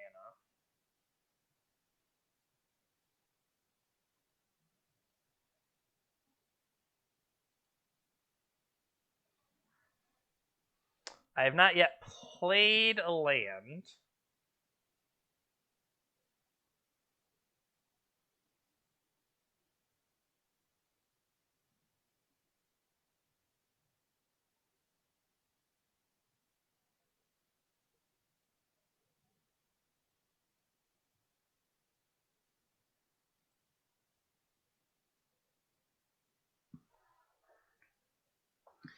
So what makes the most sense? Just to get Strip Mine? It's probably Strip Mine.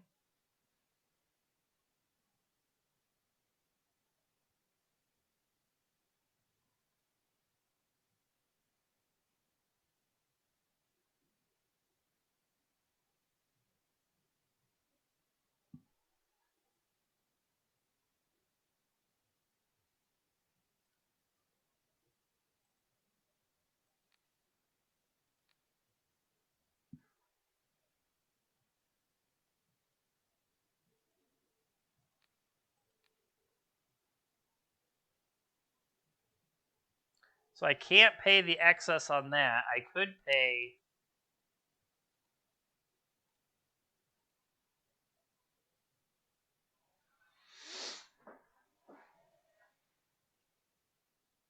And this just costs too much.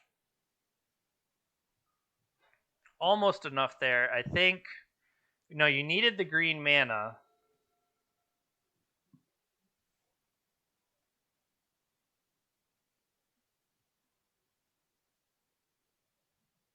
Okay.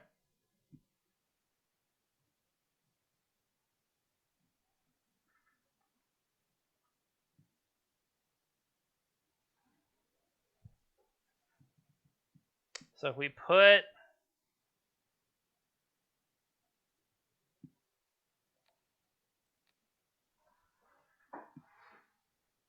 I think for now that is the... I think we just try to strip lock as best we can. And then once I'm not stripping anymore, I can start to play out other lands. That seems...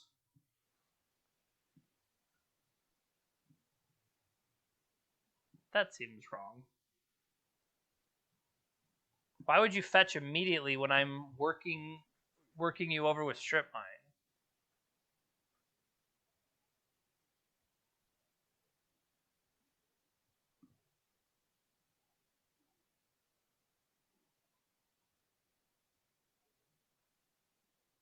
Okay.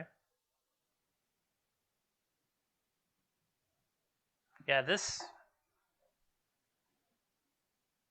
just feels very unlikely to work.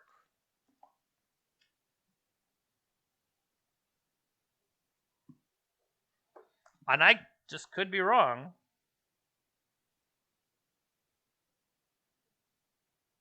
They can't gush here.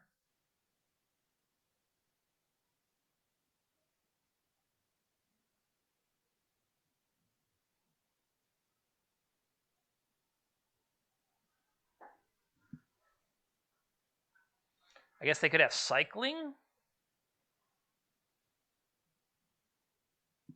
Or how about they stack it so that they go into next... Well, they would have to have a land to be able to play the Lotus.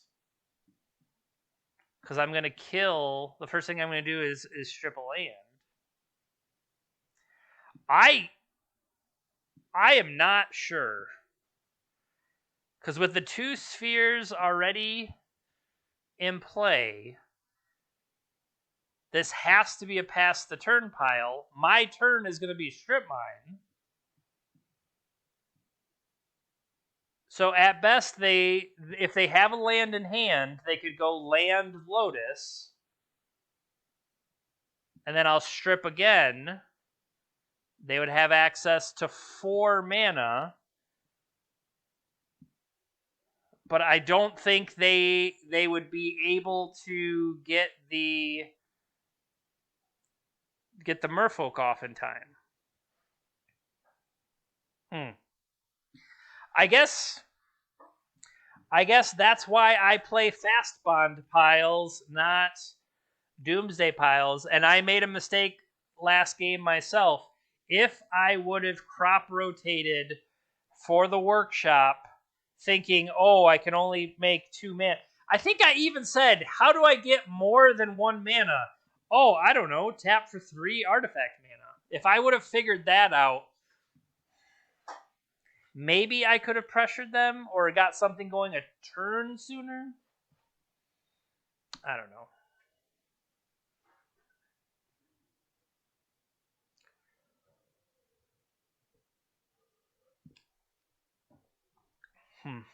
Well, the good news is I remember when you make a mistake, making mistakes is okay because you get to learn from them. And when you crop rotate and lament that you can't make more than 1 mana off a land as you willingly ignore the Black Lotus lands that exist, I think that's your own fault, right? I'm still kind of curious how they're going to kill us. Could they... What does Sheldock Isle say? Okay, maybe they were just checking. Maybe they were checking if they could kill us. Because I was going to say, does Sheldock Isle say cast? Because then they can't cast it because of the spheres. All right. Now, does this mean our opponent is going to have an alternate thing like Dark Ritual for opposition agent? Something like that? Maybe.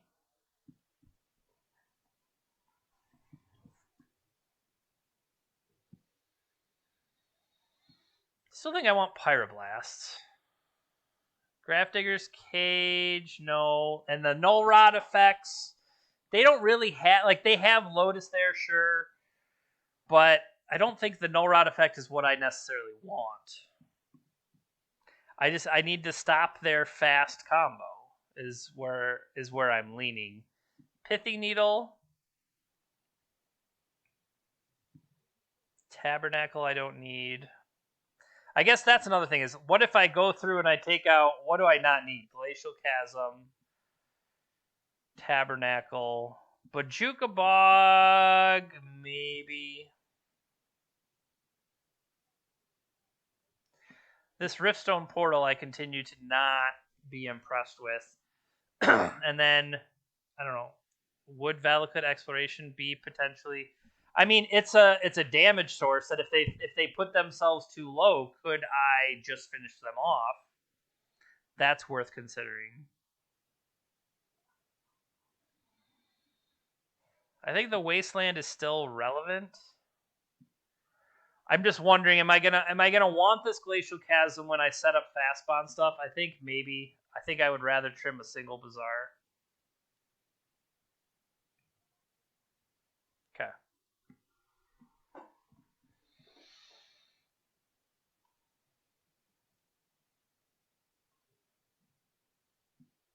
Companion. So, what do we got here? Land. Nothing.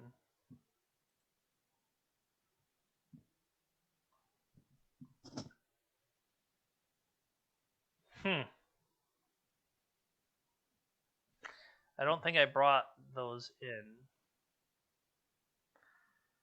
I mean, double Wasteland with Thespian Stage. Fastbond is kind of the key of what I want.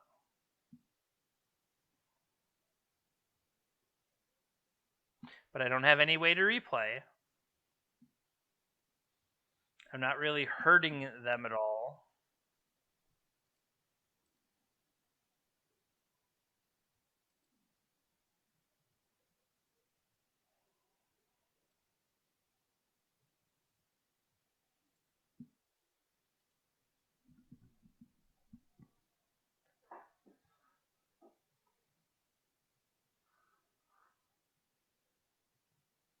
I guess it all depends on, do they let me Fastbond?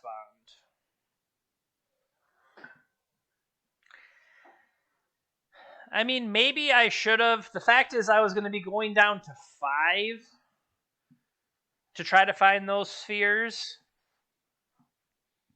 And maybe that was worthwhile, is go down to 5 looking for the spheres.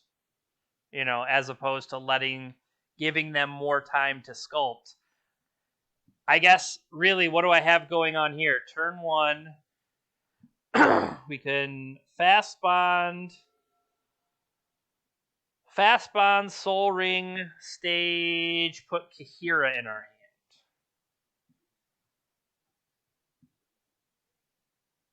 hand. Yeah.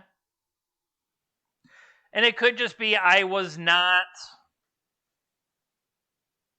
did need to go deeper. Just think about what is the matchup really about. The matchup is really about them assembling their kill. And so that's strange.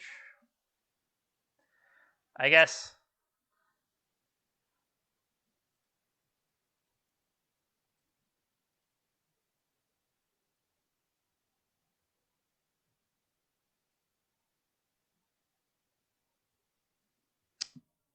One, two.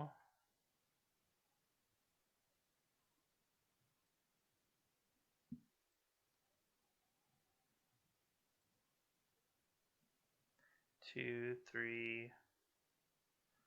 1, 2, 3.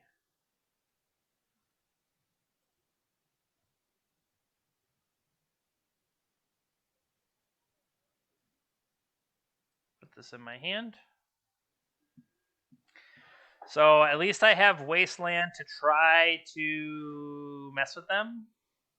Like the fact that they looked at my hand and decided not to play land, I would say because I assume they saw the Wasteland, but I could just, maybe that's not why. But see, okay, I'm going to go into the next turn with what? I mulliganed only once and kept this hand, but what is this hand doing? Oh, look, I played all that stuff out. Okay. But I haven't done anything with it, right?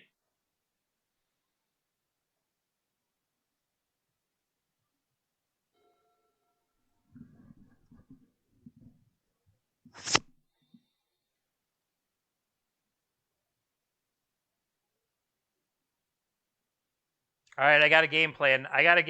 Now. Thespian Stage copies the taiga, and then we can cast Kahira. I wasn't thinking about that.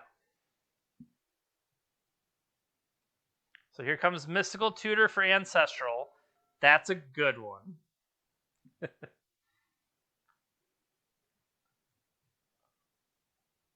Cycle Street Wraith. Okay.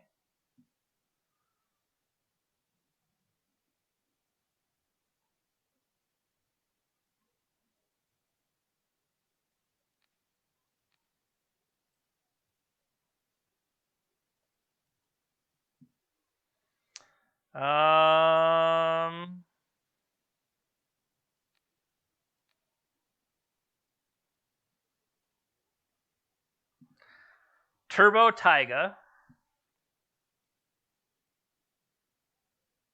Glacial Chasm. You do you, buddy.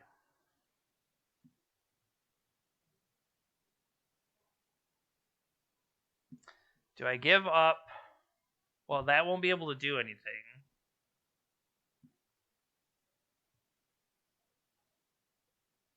Look at me. I'm the companion now.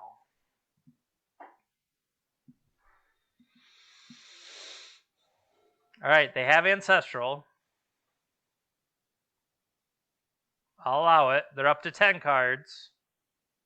Did they keep a hand with no lands? With Probe, Brainstorm, etc.? No. Okay.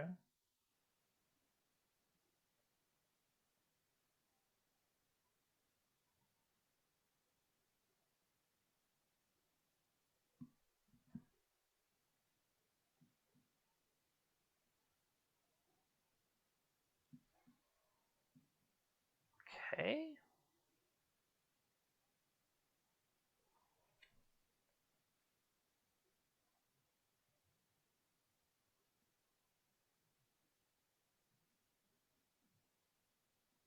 They will discard with more Steel Sabotage. Okay. So,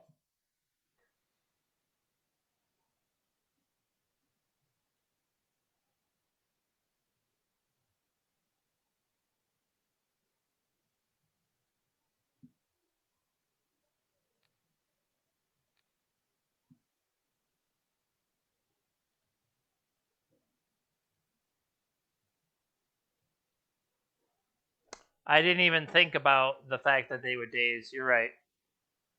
I was not even considering that.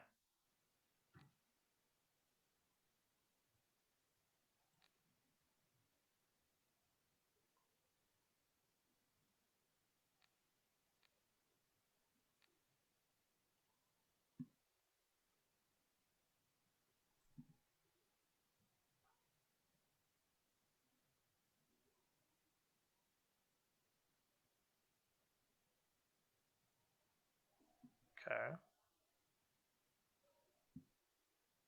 So at least I have a Wasteland.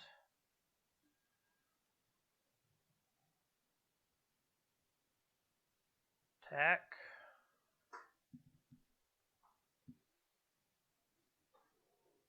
Yeah, especially so they bounce the Soul Ring with my Wasteland in play. I like that.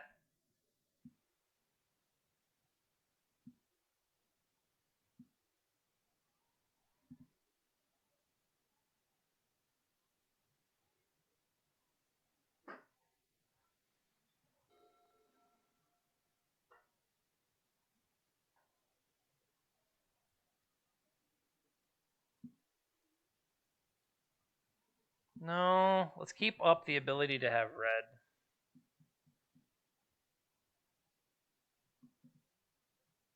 One, two, three.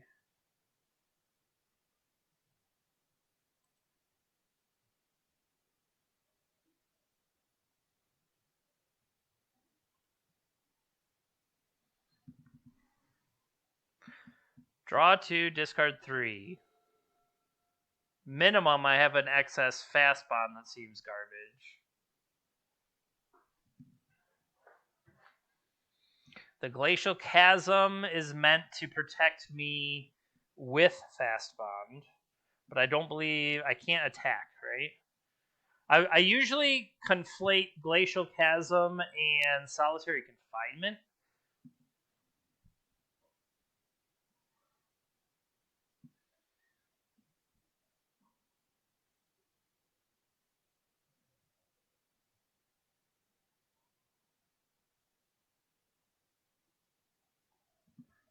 They've used the Ancestral.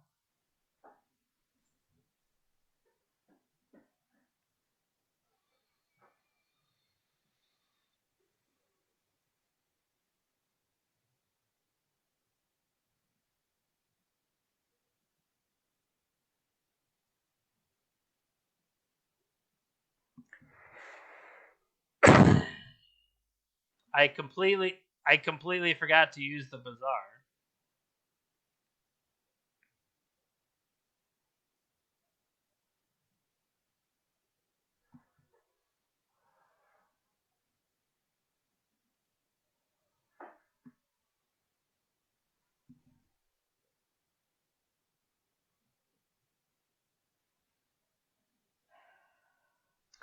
I could use the Wasteland to fight a Gush.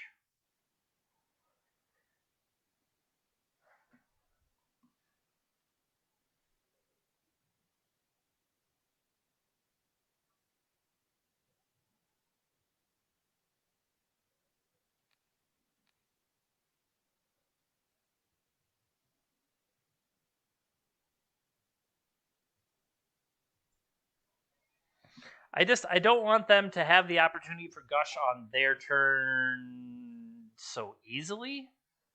Is maybe a better way to put it.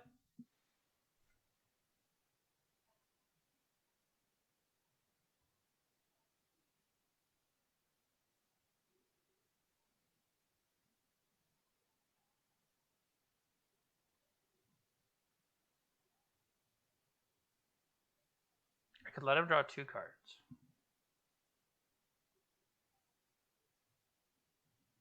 Well, they have to kill me next turn, though, too. Like, if I just untap and attack them for 3, they die. I'm just debating whether this is something worth.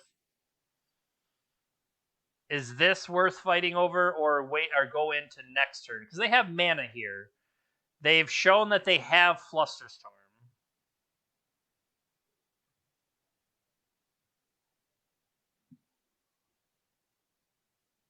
Yeah, I don't want to necessarily play into that blue mana if I can help it.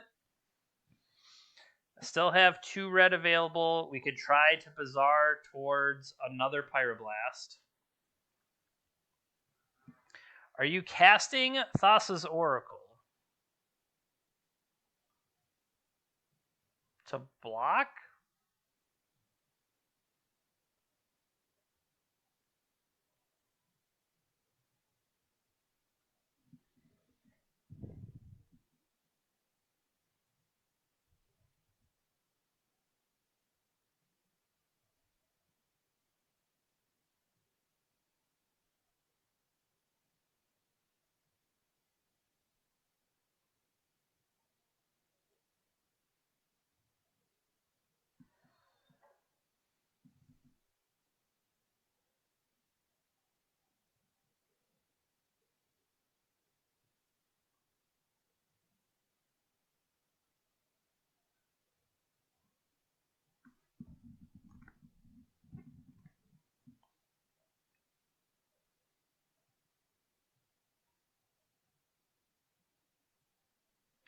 I'm wondering how to best play around days and other things. So, like, let's let them discard here.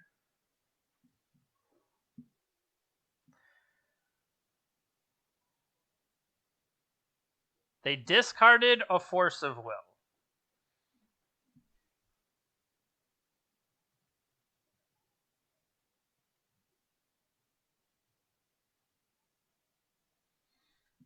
I'm going to lead with Sphere of Resistance, because that was a hell of a draw. Force, pitch, Flusterstorm.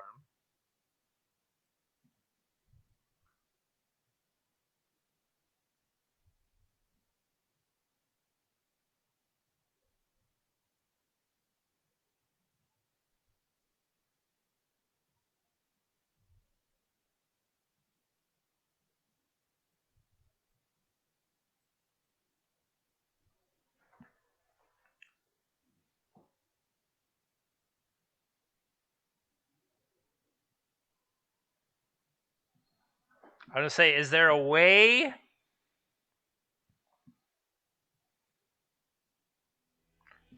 My goal here was to get Buried Ruin back, put Buried Ruin Sphere back in my hand, workshop, play it again.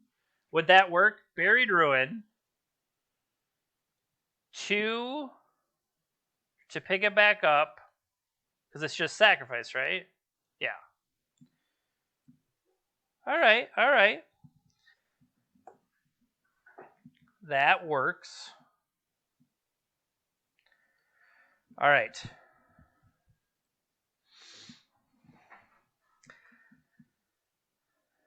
Yeah, I guess not me. What would you say is the difference between Ziasbond and the deck we used to play before? What really is the difference between the two? Is it all the spheres main? Because I'm trying to remember, and I went looking. I couldn't find the previous deck. I have to have a video of it somewhere. I was trying to think of what is the list that made, because I don't even think I have it anymore. Yeah, this was the Not Me Bears. Was this it? The All-in Lands? I think this is my version of it that I kind of junked it up a bit. So I couldn't remember, did the original list have stuff that I messed up? Or is the defining characteristic of Ziasbond to be all of the sphere effects? I guess that's the better question, is what is the... What's that line in the sand between the two? What makes something Ziasbond or not?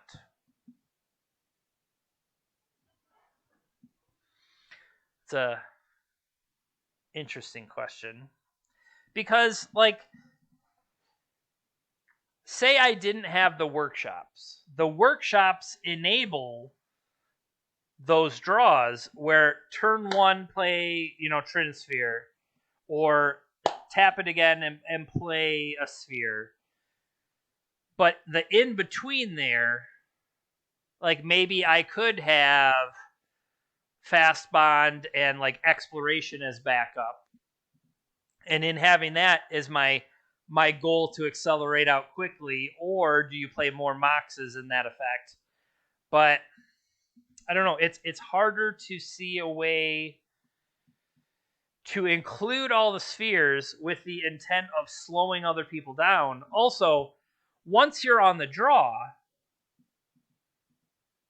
I think we saw that against the Tinker player. They played, land, or land, Mox, and then that sphere was somewhat negated.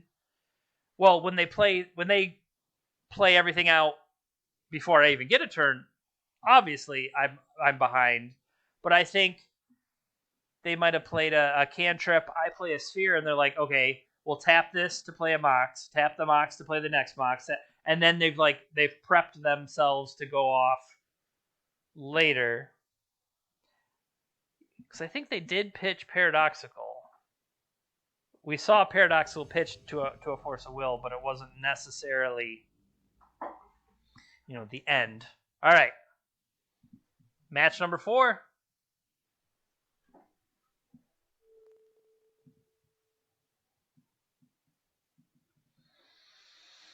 Won the die roll with our companion.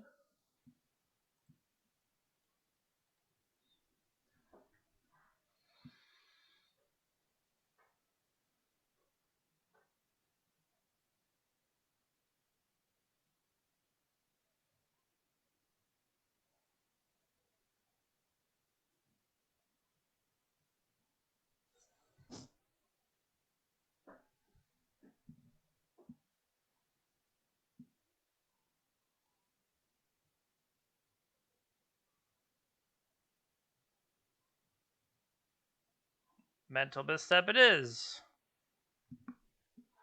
I mean, you could have gone, I guess, a couple different ways with that, right? As we continue to play blue decks, Ragavan. Sir, this is an Arby's.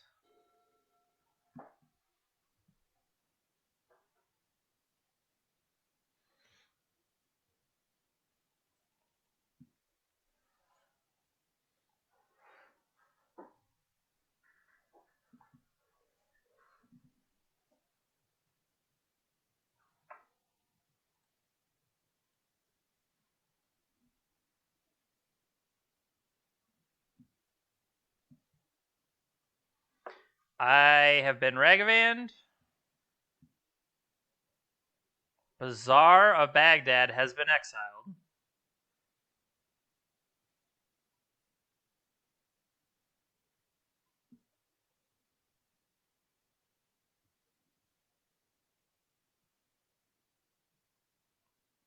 That's terrible. I mean, it serves me right, though. You know?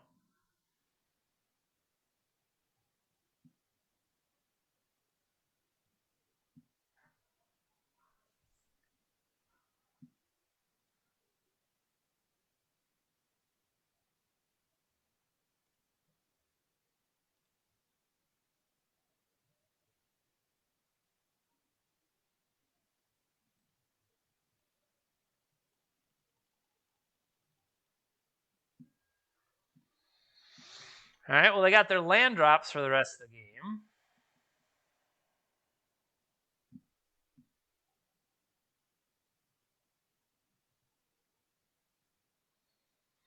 But potentially the cards they steal might not be as impressive.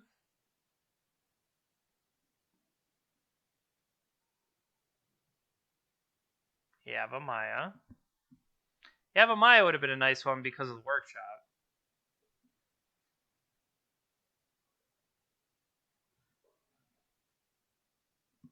Really? Deathrite?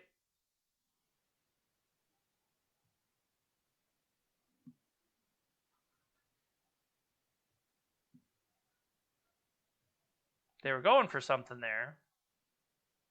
Maybe they had to pay costs because of the thorn.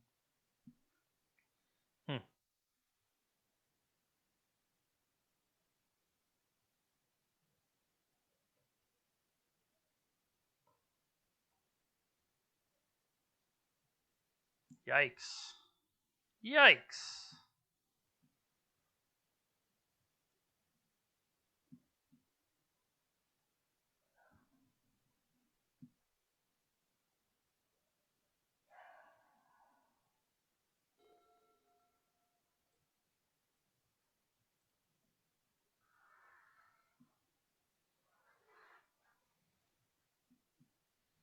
So,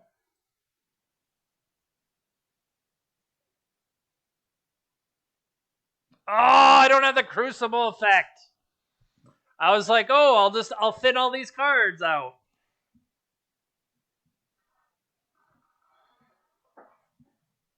You dummy. I had this plan. I had this game plan.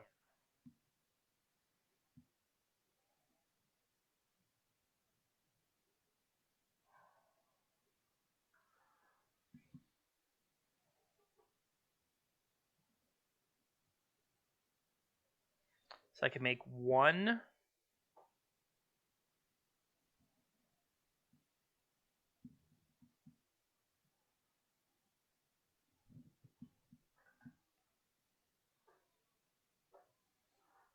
The real question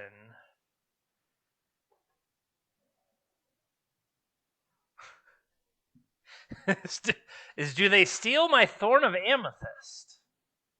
That's the real question.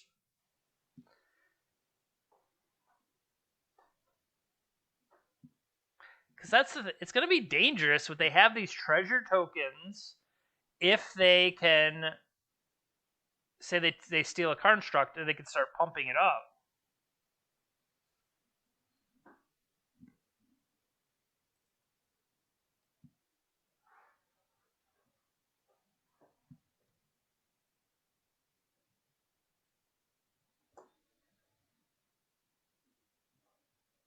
It can only eat an instant or sorcery, right? Yeah. Nice. Taste my Fastbond.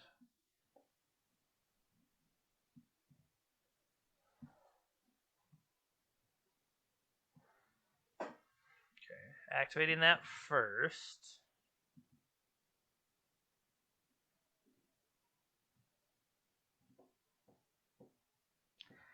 Dak Faden. Brutal. Who needs Gataxian Probe? I don't care what's in your hand, punk.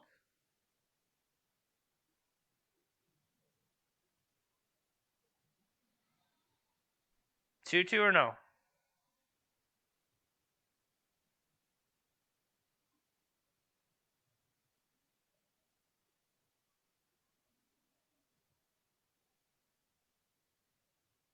Thespian stage.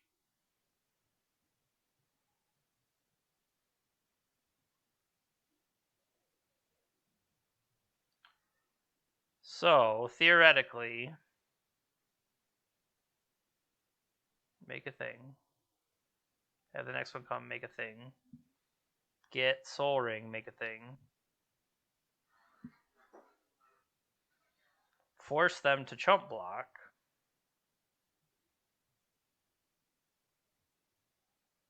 They have decided they don't want to chump block.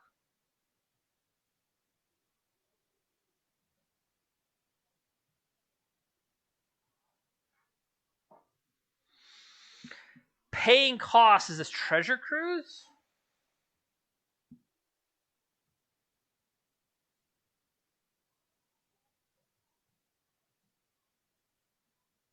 You can overpay with Treasure Cruise, or I should say, yeah.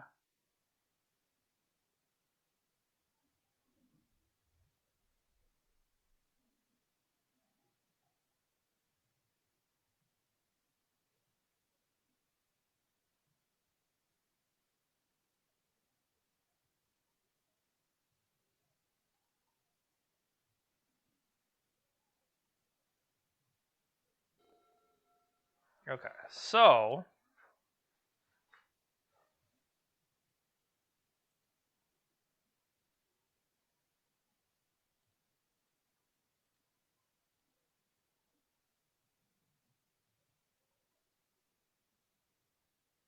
Bolt.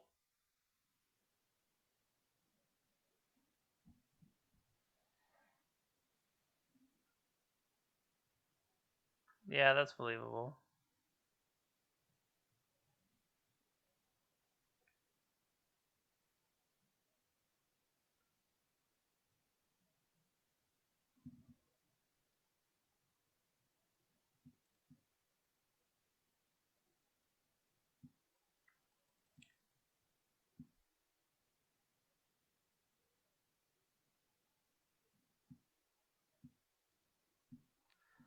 Dak.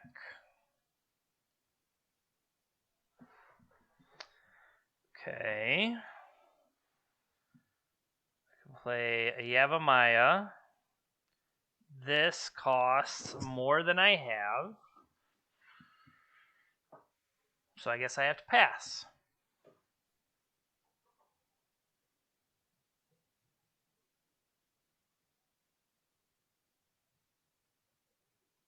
It would have been nice if I had one more there. If I would have Lotused.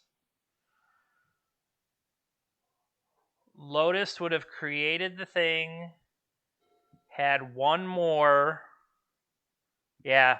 If Lotus instead of Soul Ring there, I would have 1 mana left over to cast this Life from the Loam to pick up 2 Sagas to replay 2 Sagas. That would have been better. They would have only been 4/4s instead of 5/5s, but I would already have 2 Sagas at 1 counter. Bah.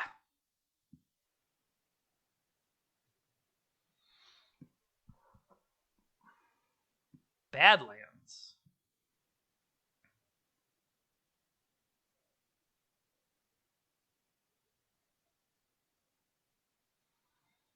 Expressive Iteration off of blue-red.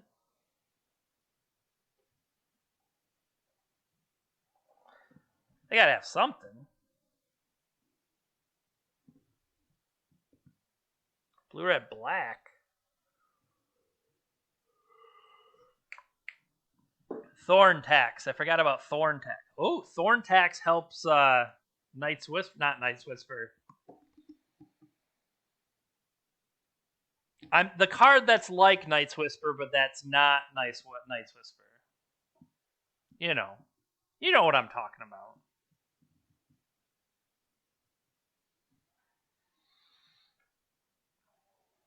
All right, Dark Confidant is here.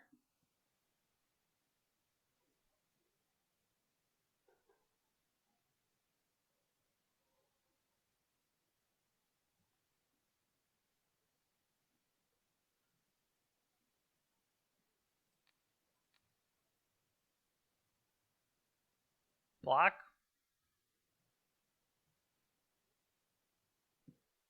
I mean, maybe they have Bolt and they were out of range otherwise.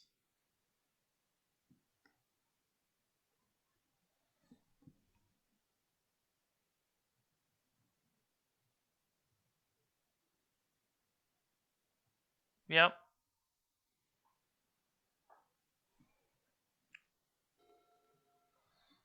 All right, so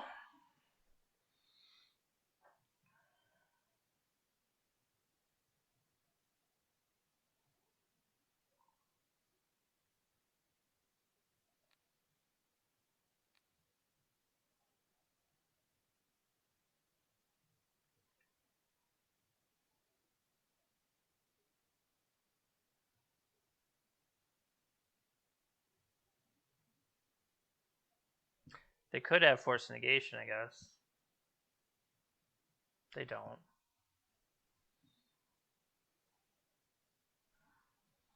One, two.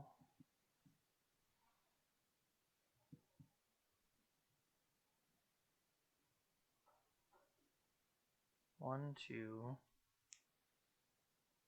Waste. I don't think that's a battle I want to get into right now, but.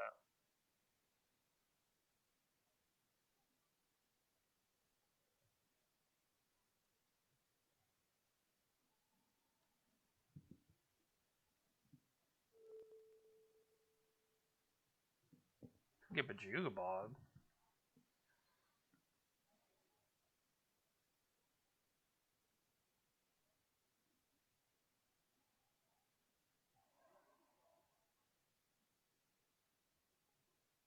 Bajuga Bog would wipe that graveyard. Bazaar, we could dredge. 2. Get Bazaar, dredge. I don't have enough money to follow. I don't have enough mana to follow up that.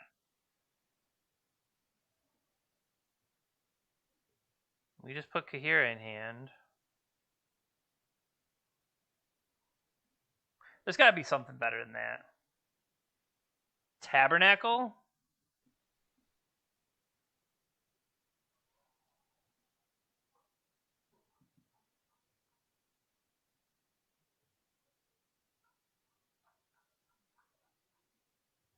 Another saga. Now, the way I cast it, should I have gotten another saga?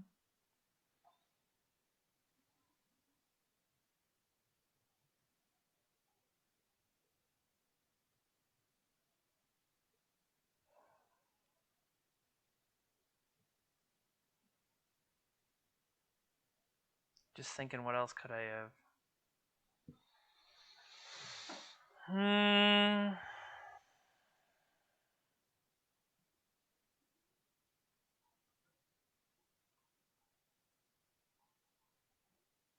Buried Ruin doesn't do anything. Bajuka Bog turns theirs off.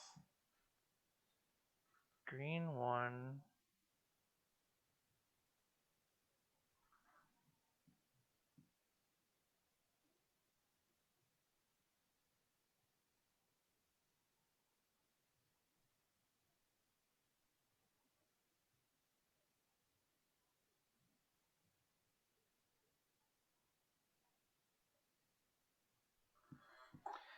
Force, cashing in the treasure token. Okay. Force, pitching another Dak Faden. Fair enough. I can't pick up the Kahira. Greatness at any cost. Preordain.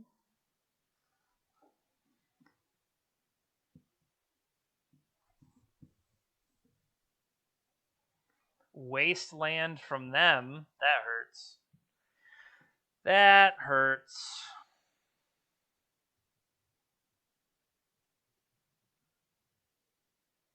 I mean, it's not the end of the world. It's frustrating.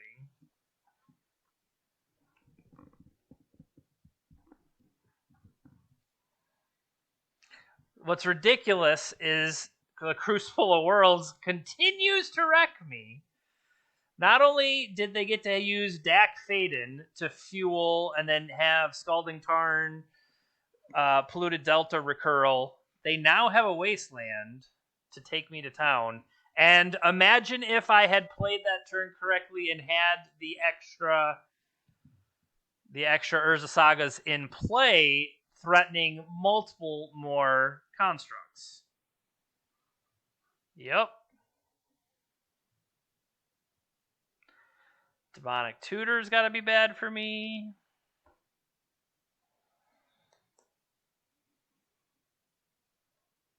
Time Walk.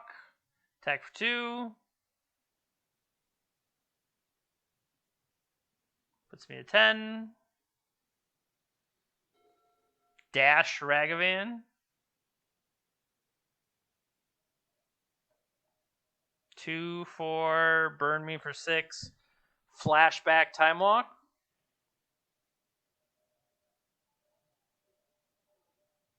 What is this? Ren and 6? Okay.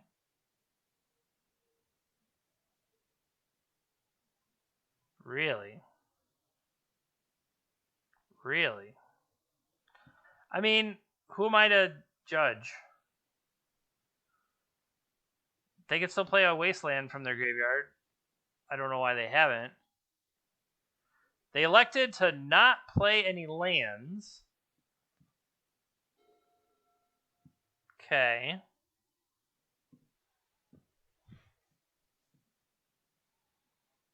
Those all suck. I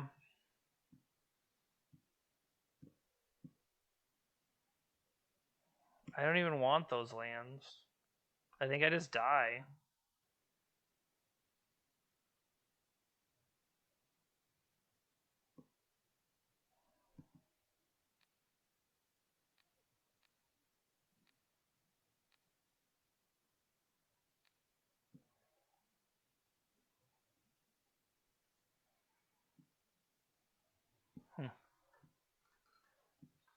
Like, the fact they didn't pick up the Wasteland just baffles me, or they just figured, oh, he's dead. What does it matter?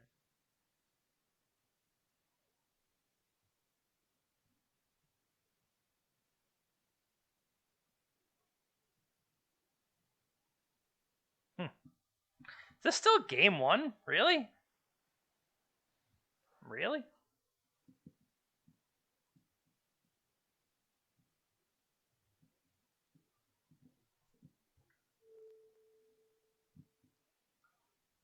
Okay.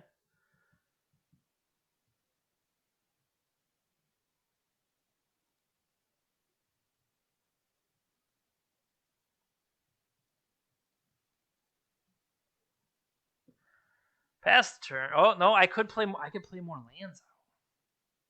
I didn't even consider... Like, that's the thing is, once again, you didn't consider the plays that you actually have. You could have activated Buried Ruin to pick up Sphere, and you didn't think about it. Don't concede. You need to think of all of the options that you have available, Jeremy.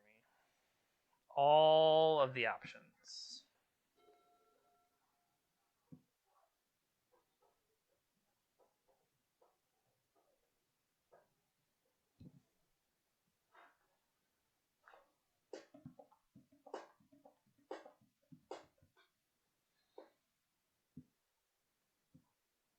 Woo!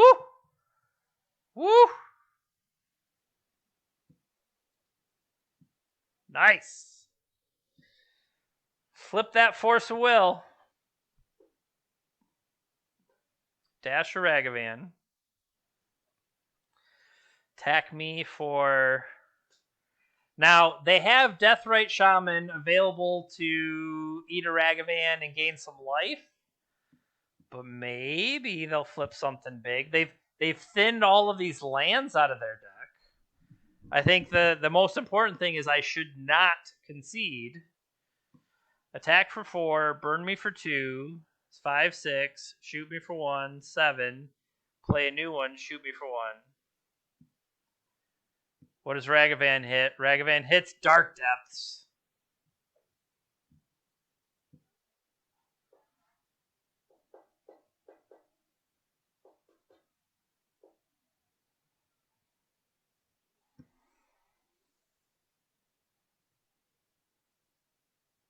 Creates a treasure token, eats the treasure token.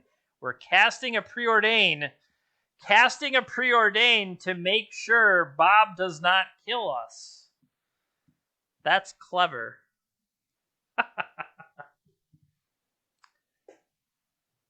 Right?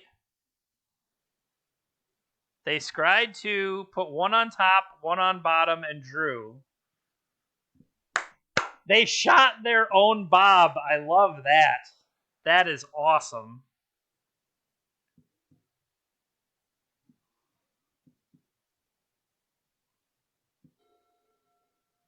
Of course.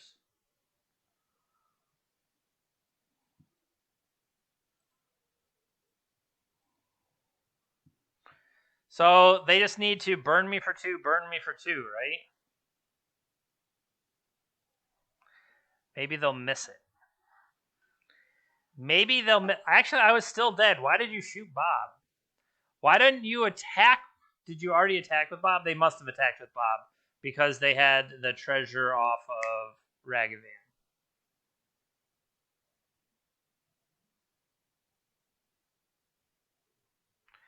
They have elected not to kill me. I'm not sure what to do with that information.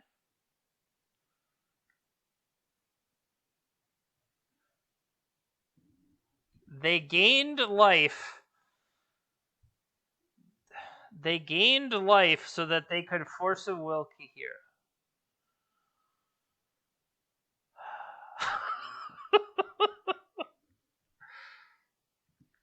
Instead of like dead on board this way, I'm going to be dead on board that way.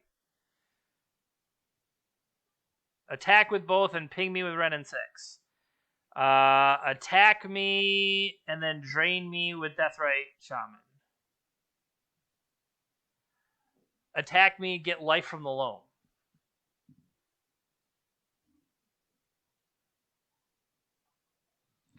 I think opponent has realized they could just kill us. I mean, we've been dead about 3 different ways. 4, perhaps 5. They removed a card from their own graveyard to make sure. That's cute.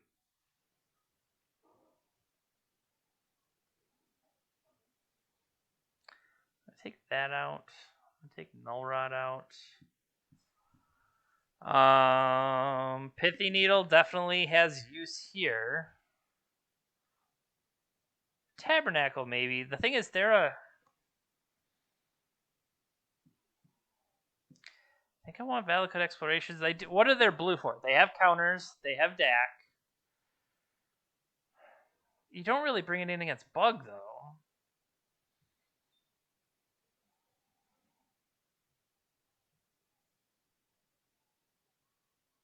Just make big idiots that get... Make big idiots that Dak can steal. Brilliant. I like the plan. I'm on board. Let's prevent ourselves from dying to big idiots. If we can. Probably can't. I feel like in general, Bajuka Bog is not what I want. Like, there are going to be times that Bajuka Bog would do something, but I just don't think it's what I want. I don't think Worm Coil is necessarily what I want either, but... Oh, I put Worm Coil in, therefore... I was like, wait, I didn't get to select Kahira.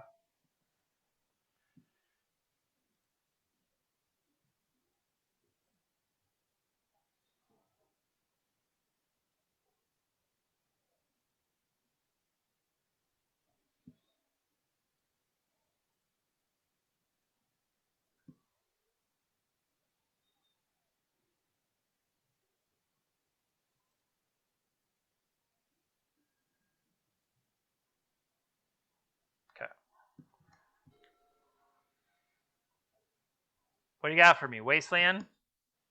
Nope.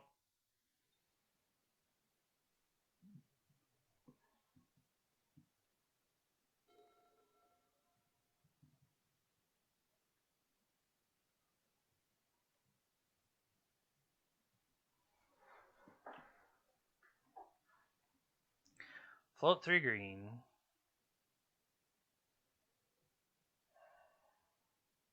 I think I just Saga here. I think that's just smarter than trying to be clever with crop rotations and life from the loams and stuff like that. Just make some Sagas. Run a Crucible directly into Dak's face.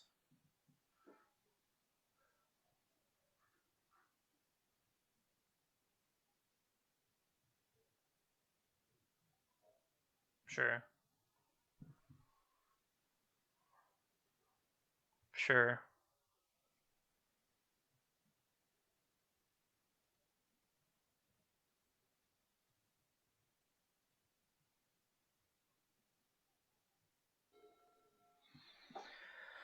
So,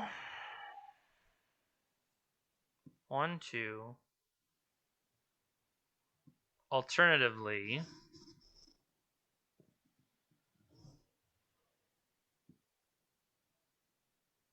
green and 1. Sack this.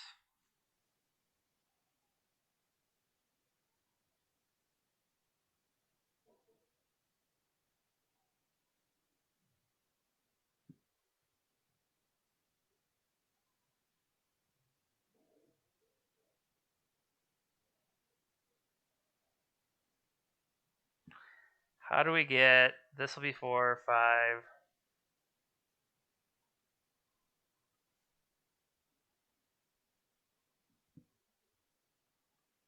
Get a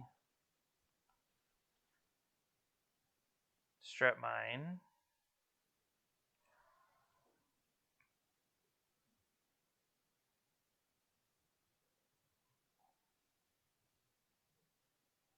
Do I get Lotus here? I think I need to get Lotus here, and then I should be able to go the rest of the way.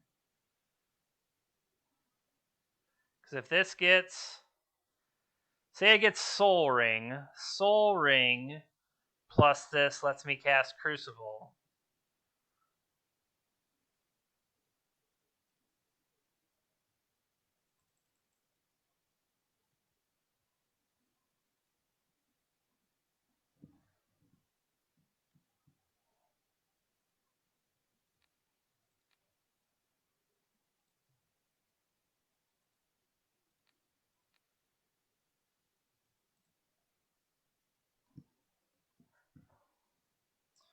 Strip all that. I strip this, I'll be able to replay it for green.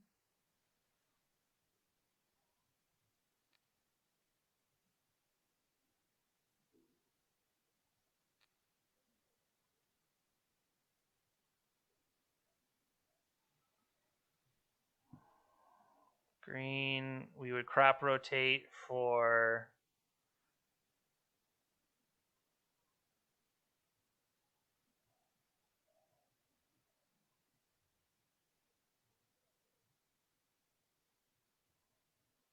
I have 1,996 plays remaining.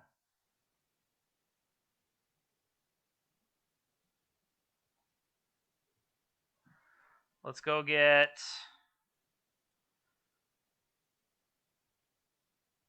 If I get Glacial Chasm...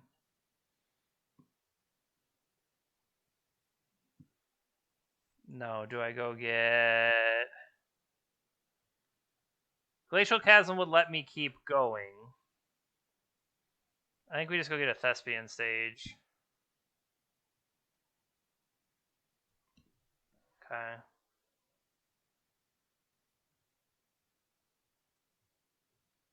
Let's clear Ren and 6.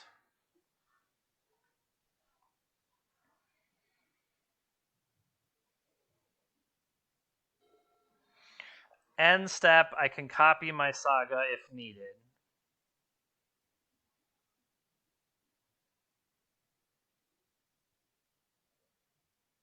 Sure. Thespian stage will copy the Saga.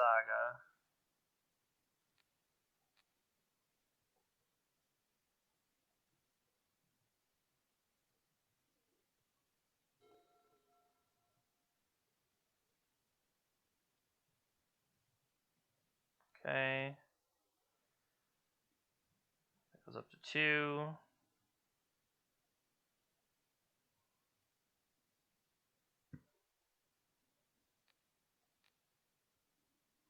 No, that's what I needed. I needed to go get Bazaar because I already had the Life from the Loam, and that would have let me dig through everything. That's what I was missing, was the Bazaar.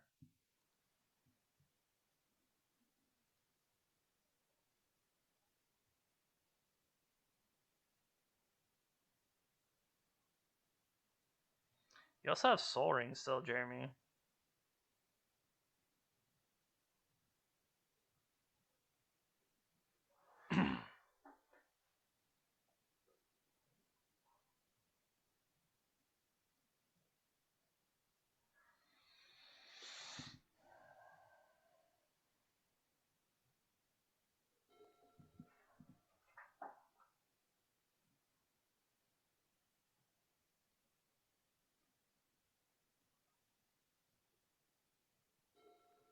Okay, this one gets a second counter.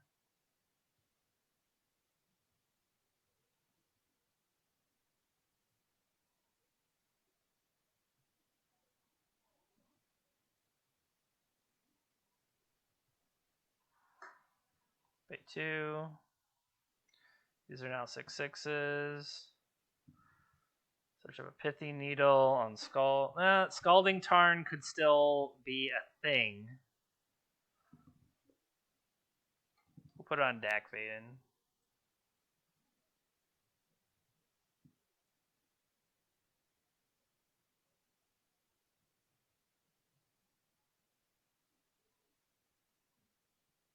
Attack 14. Got him. All right. So, at that one point, when I had everything else there, if I went digging for Bazaar, Bazaar would be draw 2, throw them away, setting up a chance to get other cards in my hand. Once we get Glacial Chasm there, we're off to the races. So that's where I was off. And I think this stops me from doing that. Creature can't cast spells. Well, those aren't spells.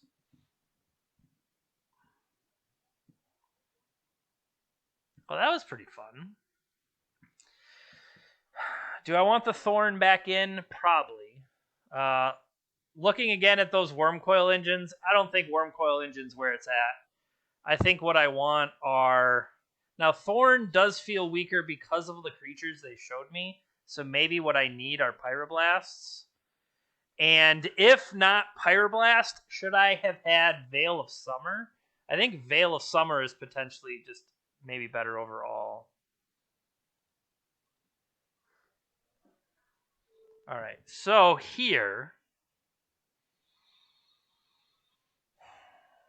I have no colored sources, and I have a sphere on turn 2, which might not even be good enough, and a Bazaar that doesn't necessarily help.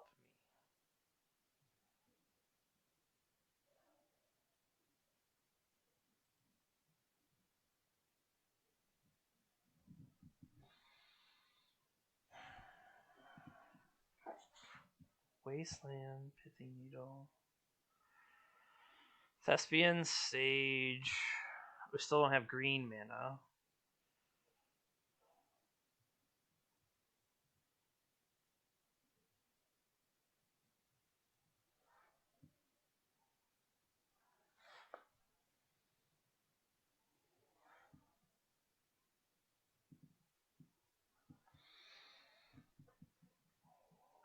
Workshop, Crucible, Wasteland.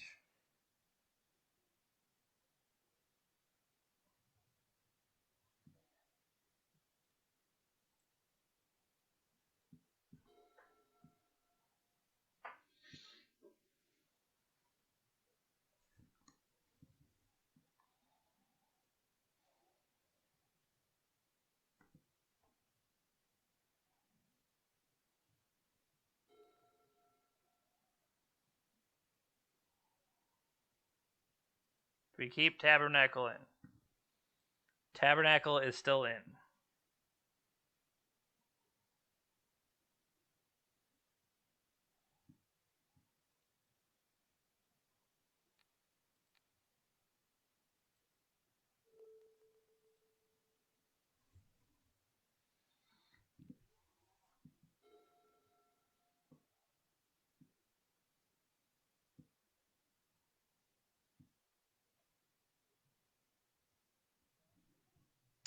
They took a Pithy Needle. Please don't Pithy Needle Wasteland. They chose not to. Well, they could still draw a land. But our one Pithy Needle is gone. Thanks, Ragavan. You monkey.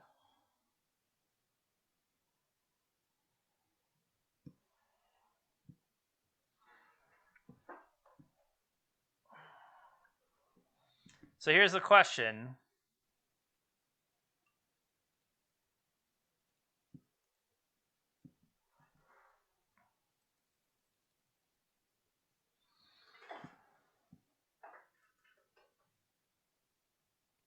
Yep. Force. Force Pitch Ponder.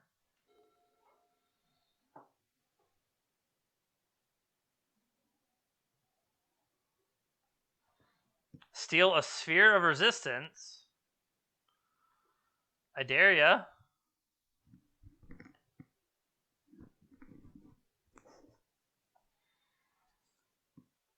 Okay, they elected not to.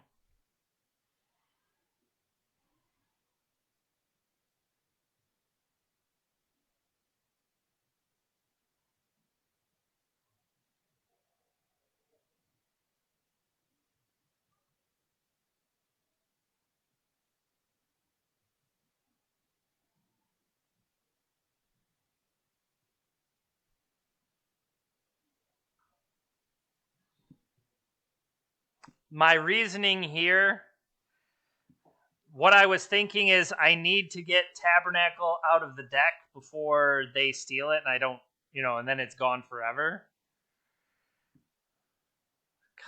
Come on.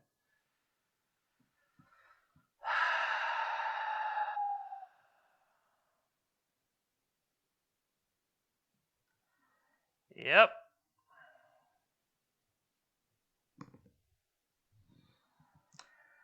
I think that's to me, that's one of the most frustrating things about Ragavan is that there's like nothing you can do about it.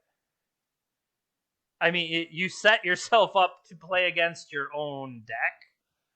It feels terrible.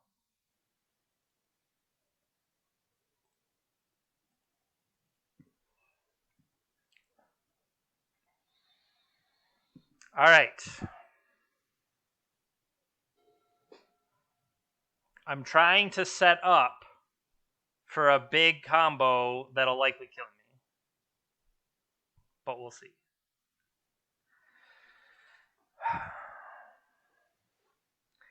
I mean, like, the thing is, the same reasoning I didn't bring in Pyroblast, I'm not going to bring in Hydroblast for only Ragavan, right? They took Thespian Stage. So,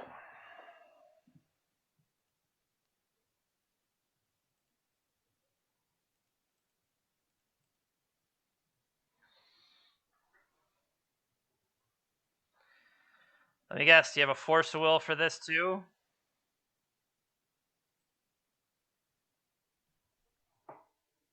No.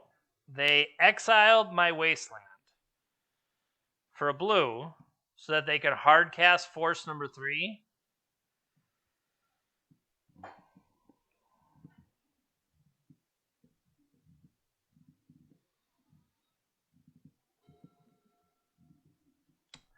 Well, this is awesome. Sometimes you get sick of Legacy, so you go to play Vintage, and you still get Ragavan. Yep.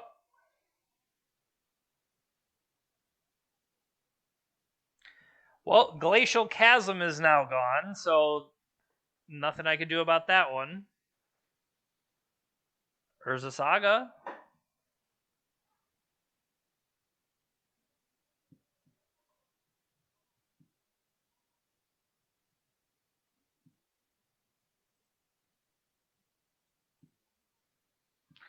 Put Kahira in my hand.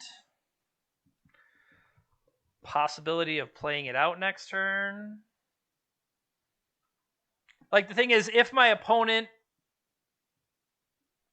knew what they were doing, we would not have had a chance in the other game either. So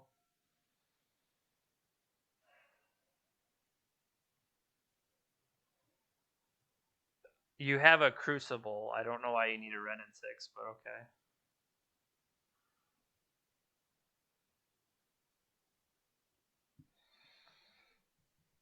Yep.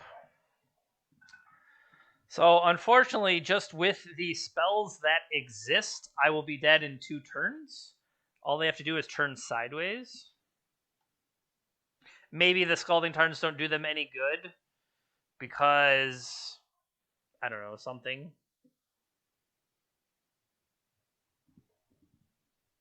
Life from the Loam. Cool. Cool beans.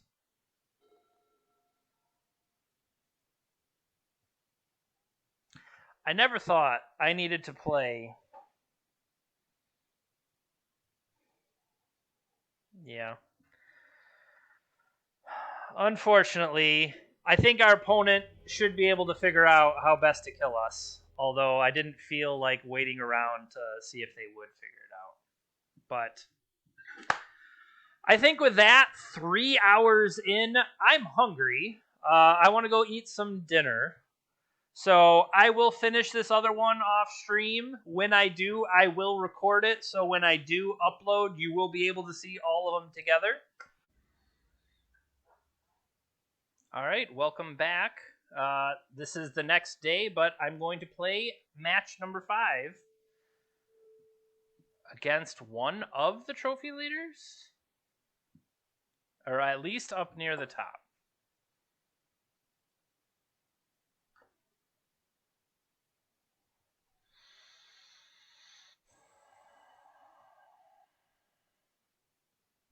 They have a Yorion. I am playing Vintage, right? I'm in a Vintage league, and my opponent has a Yorion?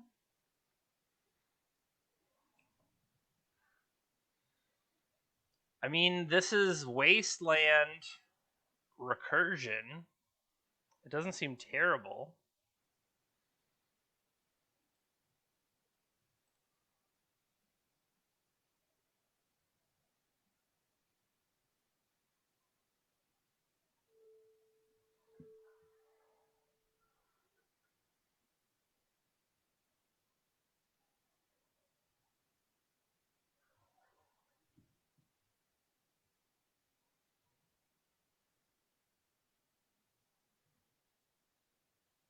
My thought here is there's no way they're like a shops deck, but I also don't want to play in with Mox Ruby quite yet.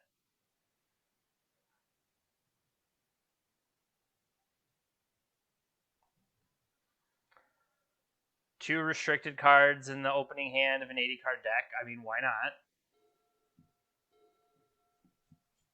Don't be salty, Jeremy.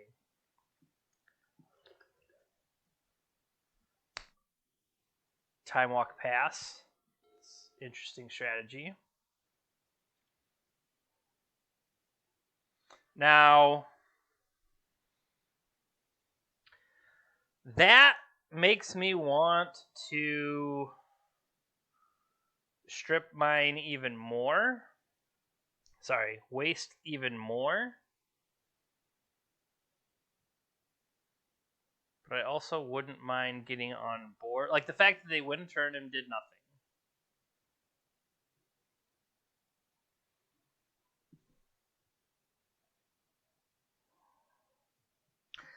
Now, I think what might have made more sense if I would have led with Mox Ruby there. I lead. See, that's why I didn't. They had to have had a reason.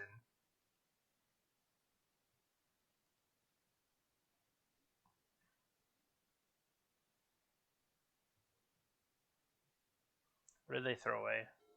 They threw away an endurance.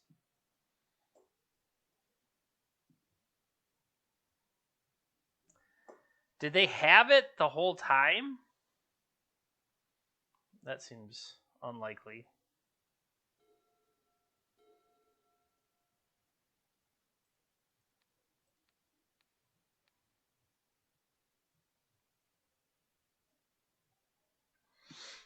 I like the idea of potentially getting my life from the loam started.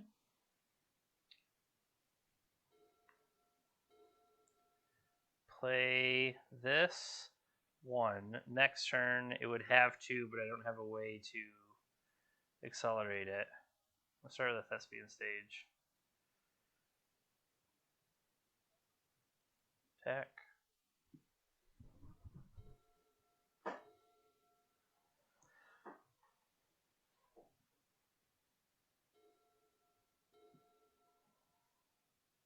Which would I rather do? That life from the loam puts me up to. I don't necessarily know what to Pithy Needle. That's the thought.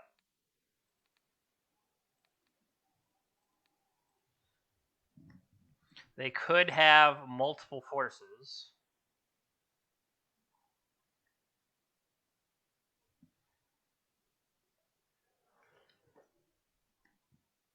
They don't.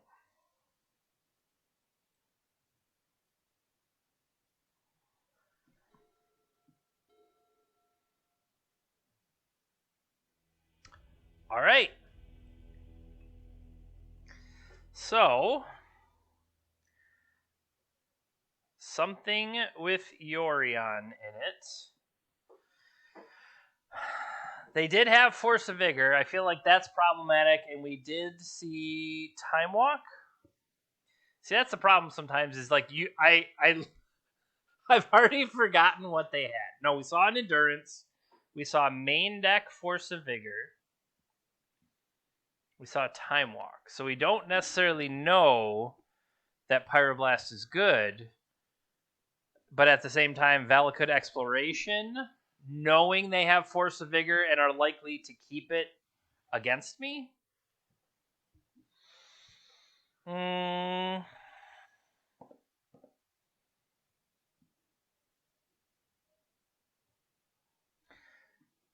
Yorion. What does Yorion mean?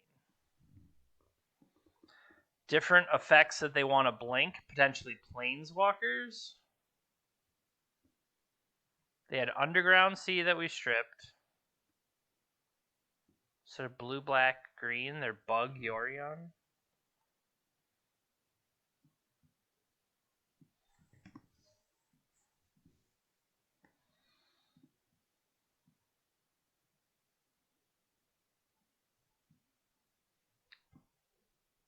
I'm not even sure I trust sideboarding anything here. I mean, I like Valakut exploration in general.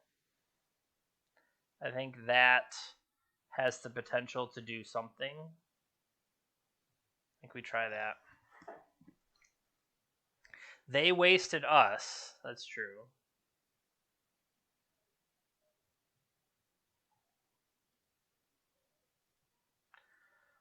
Companion for me.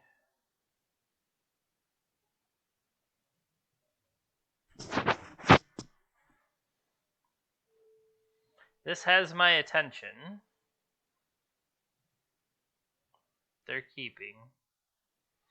I think I keep.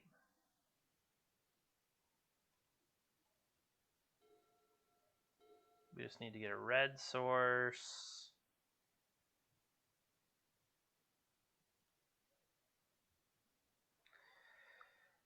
Basic forest. I like that could be my lead.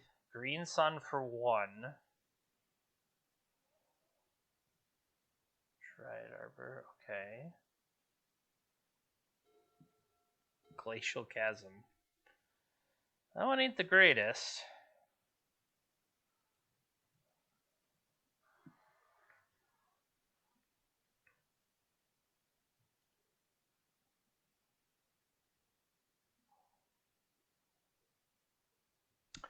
I was thinking, I play them all out because I have Yavimaya. I don't have Yavimaya.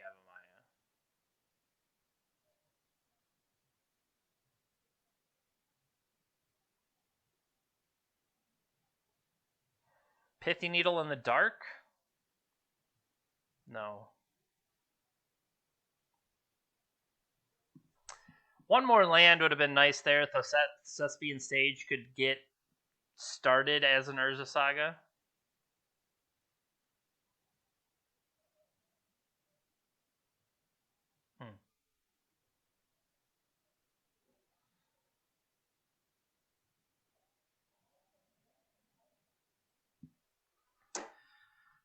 So we've seen blue-black, blue-white, blue-green. Okay. I mean, so this makes sense. They have the planeswalkers we were talking about. Found a Force of Vigor. Cash in the Force of Vigor immediately. Apparently not.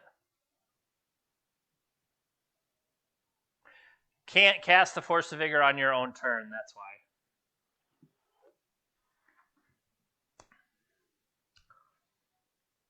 So, they have exiled the Collector Oof.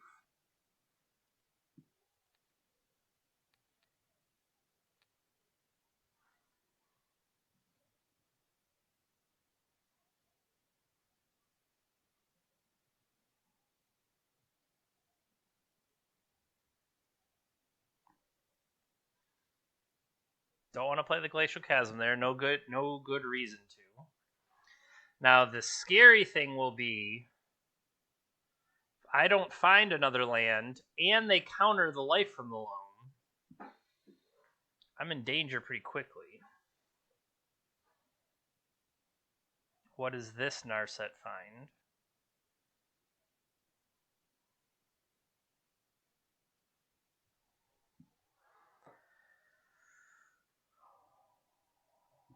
What does this Narset find?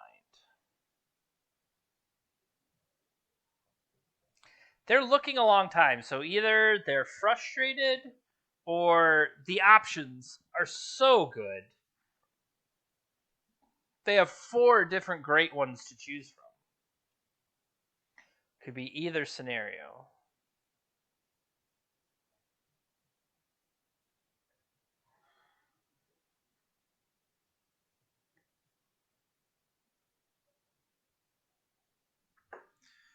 They selected Demonic Tutor. However, I have not seen black from them yet.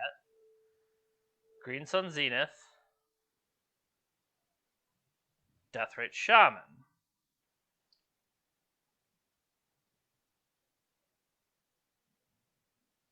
Okay.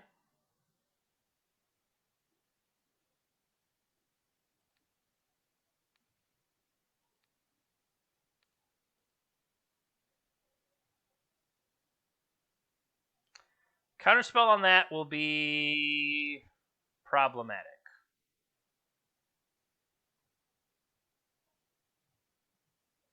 Okay.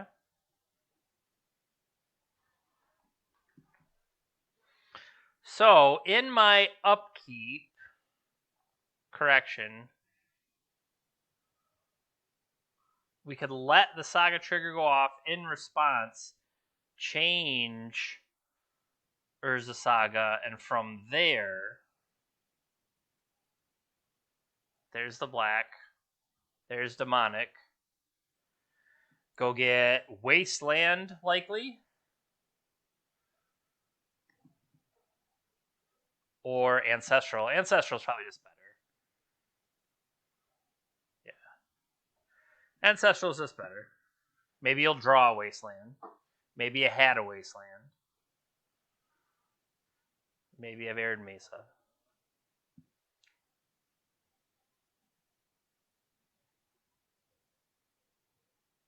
Plateau.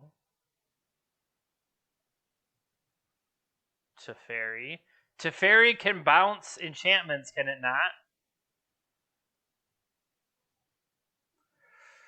I mean, thank you for bouncing that one, I guess.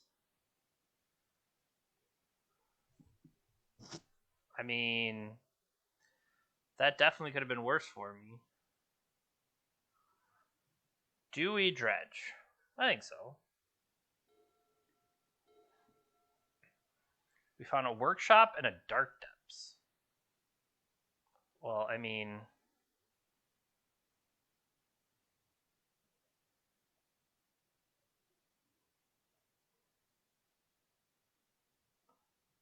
so okay.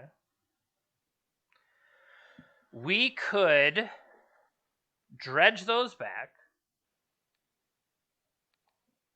I'm using the wrong terminology. I'm saying I want to get these two back.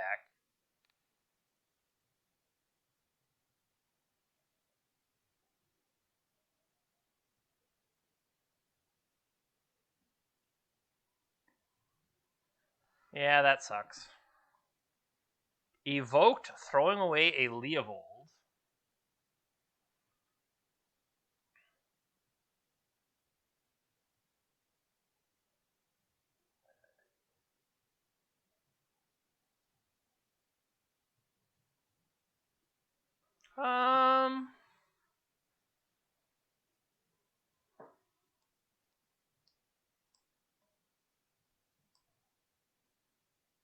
What does more damage to me?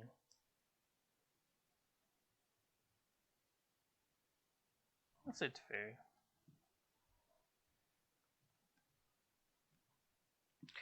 Maybe it needs to be Deathrite Shaman.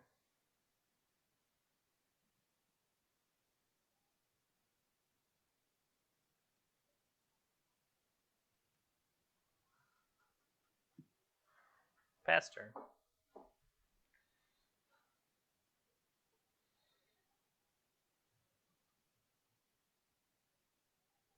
Although longer term, the fact that I have Loam, I'm going to lose Urza Saga.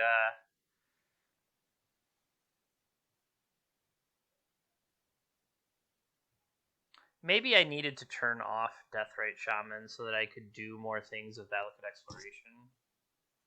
That's possible.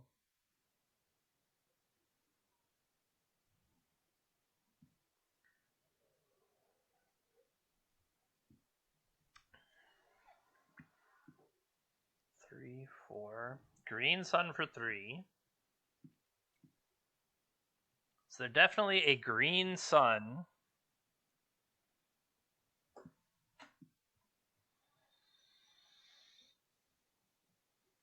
So they pitched a Leovold. Maybe they have more than one.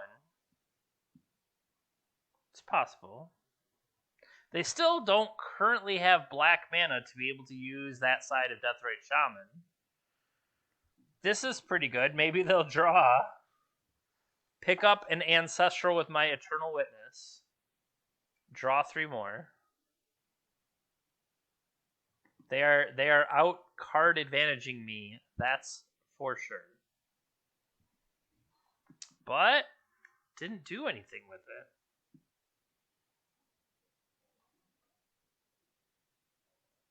Hmm.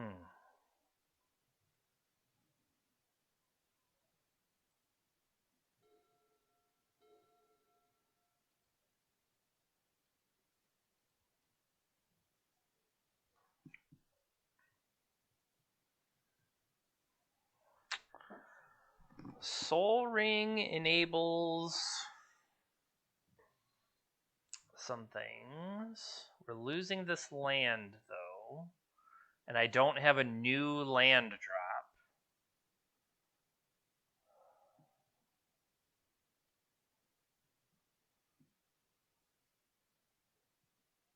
Do I want Lotus? If they have another counter, this is going to eat the Saga, so that Life from the Loam isn't an option. I think I need a way to start having red.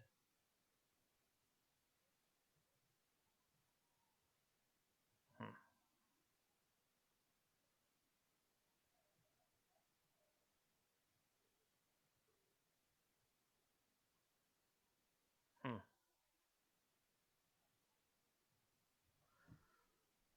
This one just seems safer.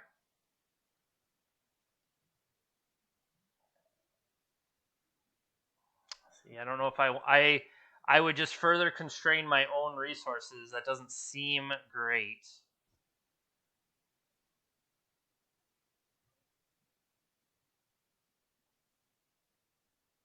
Hmm.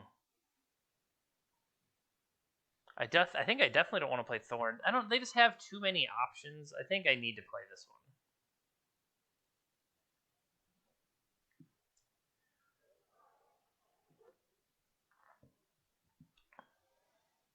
Like, I'm definitely constraining myself, but force pitching another Teferi, which was already excess.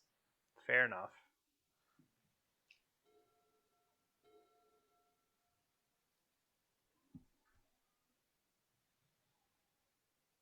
Red, green, red and 6. Pick up an Arid Mesa. Play this Arid Mesa.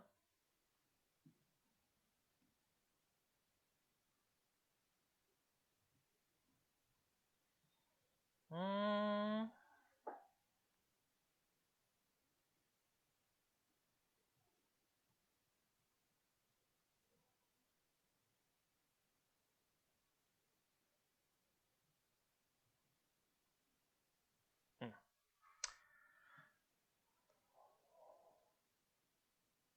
Hit us with the Shaman.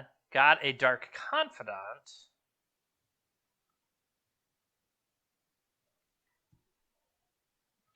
They definitely are diversifying. We don't have any kind of sweet. I cut Tabernacle, did I not? I keep cutting the cards that are relevant. I think also Pyroblast definitely could come back in.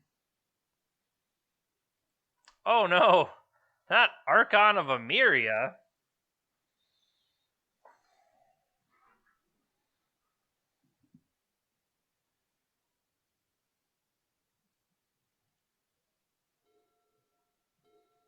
We found a Bazaar of Baghdad.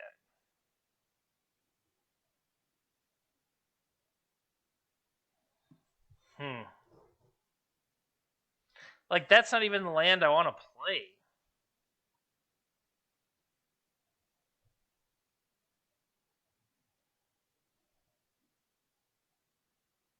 I'd really like to get red.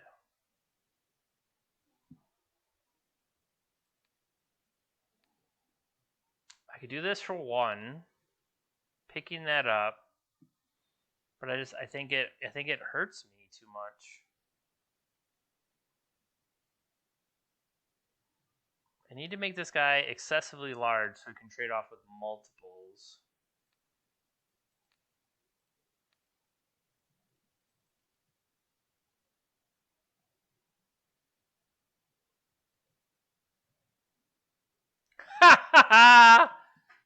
Nice. I forgot that. Yep, that didn't work.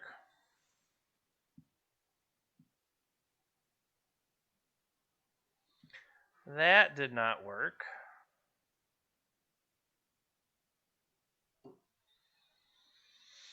I'm not going to send a 3/3 in there just to get wrecked.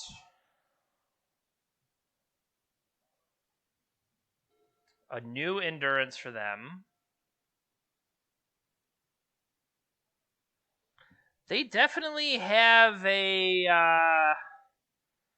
let's say, a cast of characters.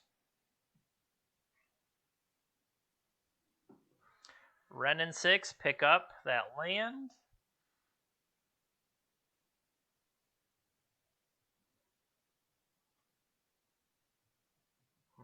It's back.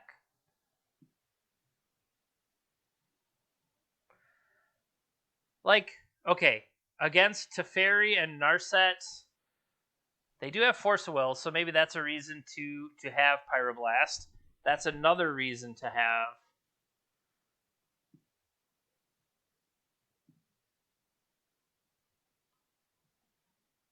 They could have elked this and started plussing Teferi as well. Yeah, I think the reds are going to be worth it. I think I do bring the Tabernacle back. Bajuka Bog probably can go. No blocks.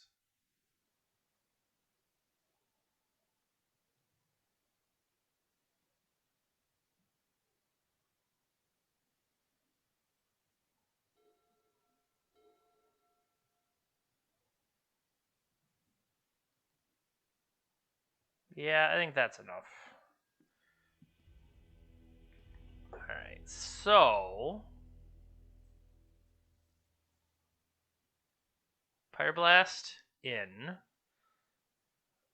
Did you just flat out miss the Pyroblast? Nice. So I think Tabernacle can come back as well. And maybe let's go all the way. Let's go to Valakut Exploration. So Null Rod could come out. I think Thorn definitely is weaker, despite all of their planeswalkers. The fact they have so many creatures. They do have Eternal Witness, but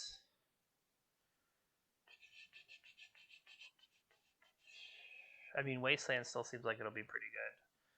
Spheres, Pithy Needle, Thorn for sure.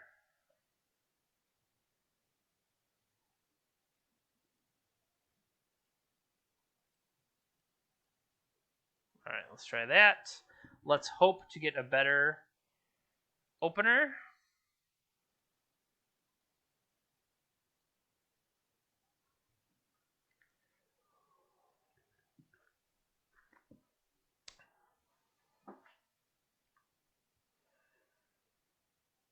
Mulligan.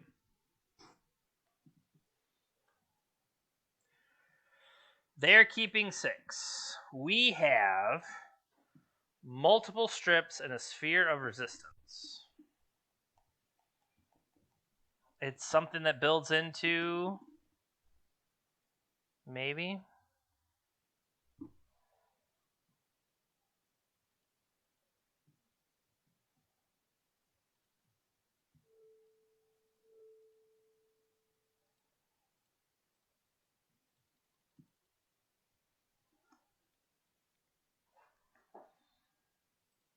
Hopefully this slows them down.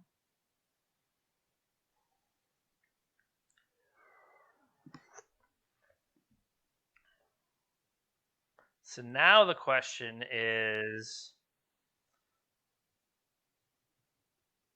2, 4. I think I'll do that first. Well, I can't play Pyroblast myself because of the workshop. We didn't think these ones through, boss. We didn't think these ones through. I hope that's not what cost me. Like, had I deployed Wasteland there, right?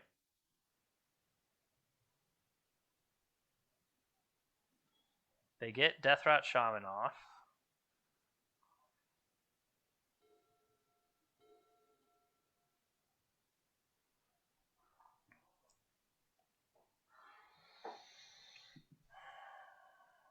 Alright, so now I have Pyroblast to hopefully fight something. Next turn, I can deploy an extra land so that I can generate my dude.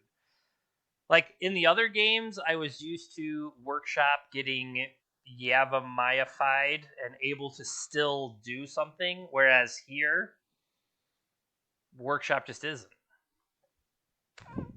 And if this Pyroblast, say they play Archon here, this Pyroblast doesn't do anything. And then my next land will come into play tapped. And I won't be able to activate the Saga unless I specifically...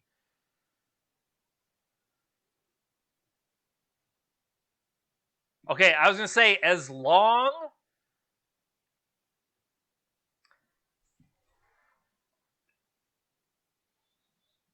Yeah, see? Pyroblast, not as great as I was hoping for.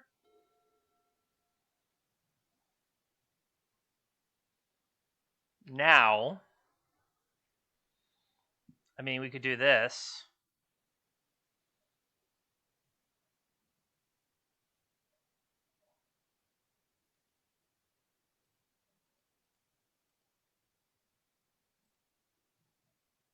Let's go get Tabernacle and make them pay to keep stuff around.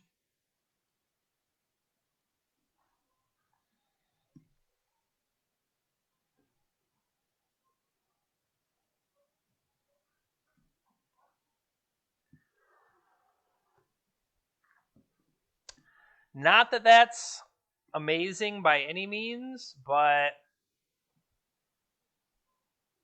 I don't know. I'm just trying to claw my way back in.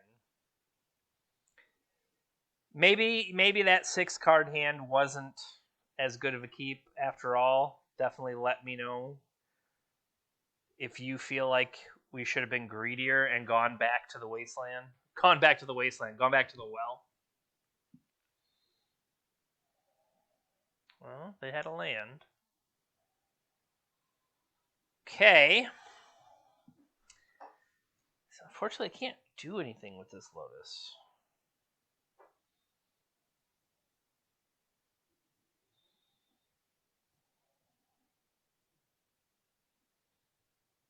We could take away red, availability of red.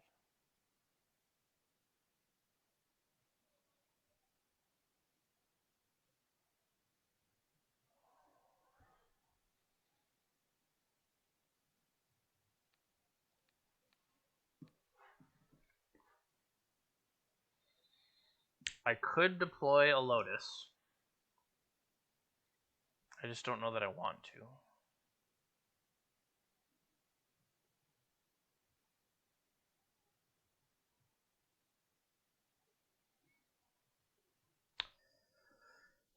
They might draw up cards with Sylvan. We did see that they had Wasteland, so it's not like completely out of the realm. Kept 1 card, kept 2 cards.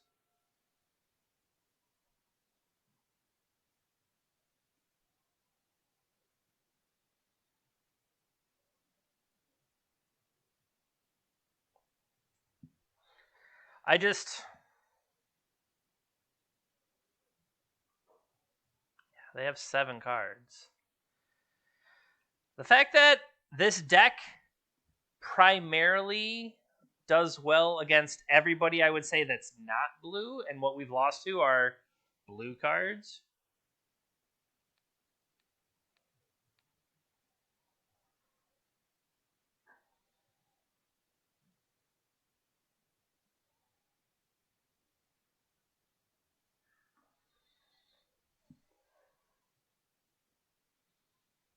Can we strip them?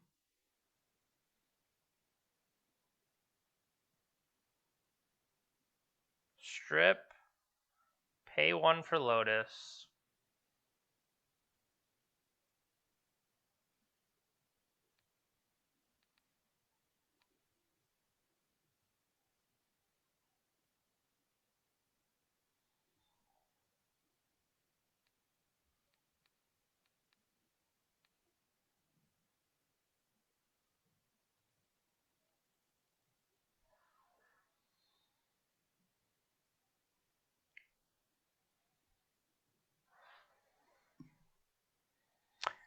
Depending on what they do.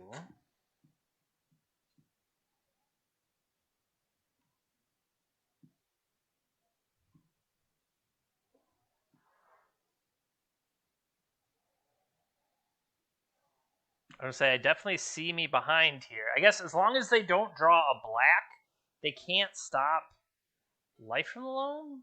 Kept one card.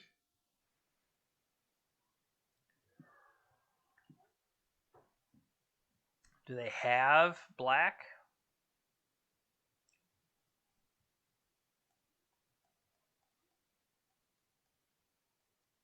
Like, that's one of the things I was worried about. Oh no, they can stop me from... Well, not yet.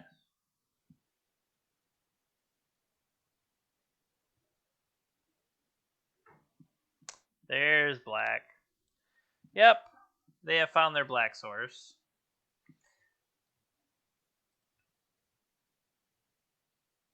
Okay. We could draw another one. That'd be sweet.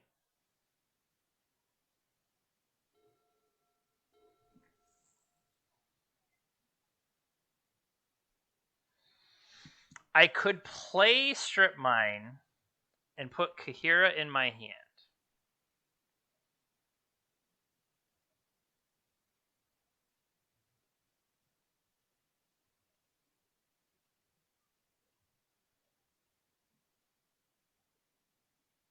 Not that that's great by any means, but it's...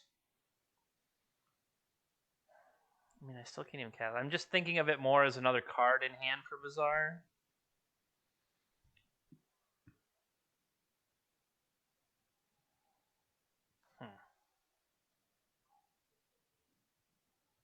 One. I guess they do have the ability. They could gain some life back by eating that knight they have.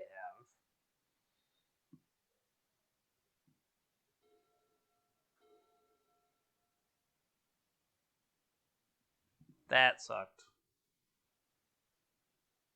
Okay. That's not what I expected to happen. I expected them to strip my strip.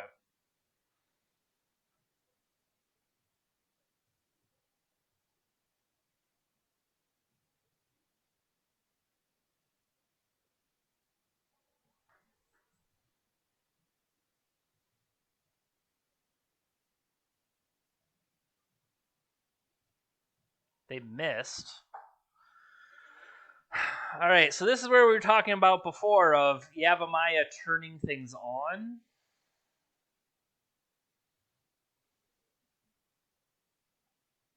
I kind of want to take them off black, though, before anything more happens.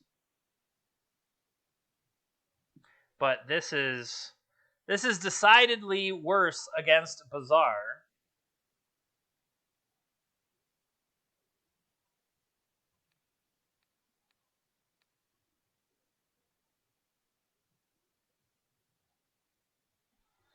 Draw 1, discard 3. Not the best.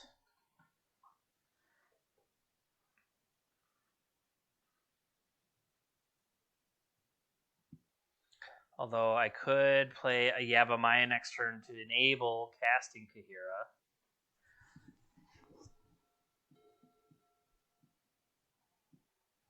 Come on, miss again. Miss again. Miss again.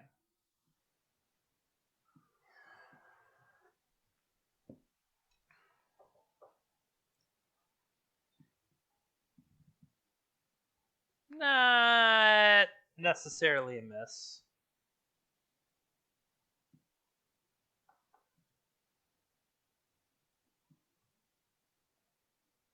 Okay.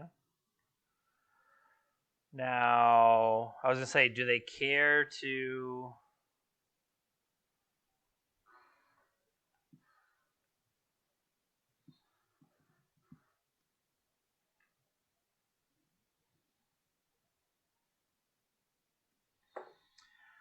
Sure. This is the problem that Not Me had brought up before. Blue cards just have that natural... There's just too much natural card draw and advantage from blue cards that our sad red and green cards just can't match. Now, there's some pretty good stuff we can do with green cards, but it's not the same. Especially when they can kind of... You can play this smorgasbord of assorted cards and have it all work out. You know. Ren and 6, Recurse Strip Mine. We're done here. So I don't think they played a land yet. They kind of just need to figure it out from their side. Yep. It appears they realized the cards in their deck. Yep. And our own decision to flay the sphere is going to end up, holding us down. Now, I was going to say, do I have one more chance at pay for one, pay for green, pay the one to play one, and I get 3 back out. It's not enough. But going into the next turn, I would at least be able to cast this Kahira. But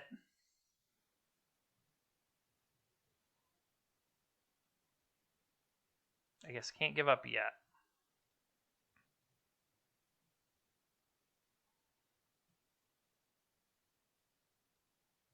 Can't give up yet. Oh, I could have tapped Workshop to pay for that sphere. To pay for the Mox. I'm sorry.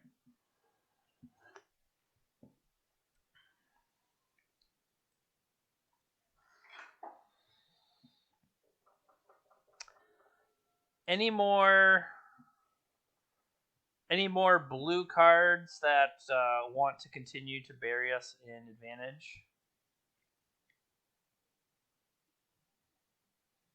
See, here's the other thing is, once they take out that Taiga, Yavimaya that gets wasted away takes away my chances at green. But I guess I'll get one shot to deploy Kahira into play.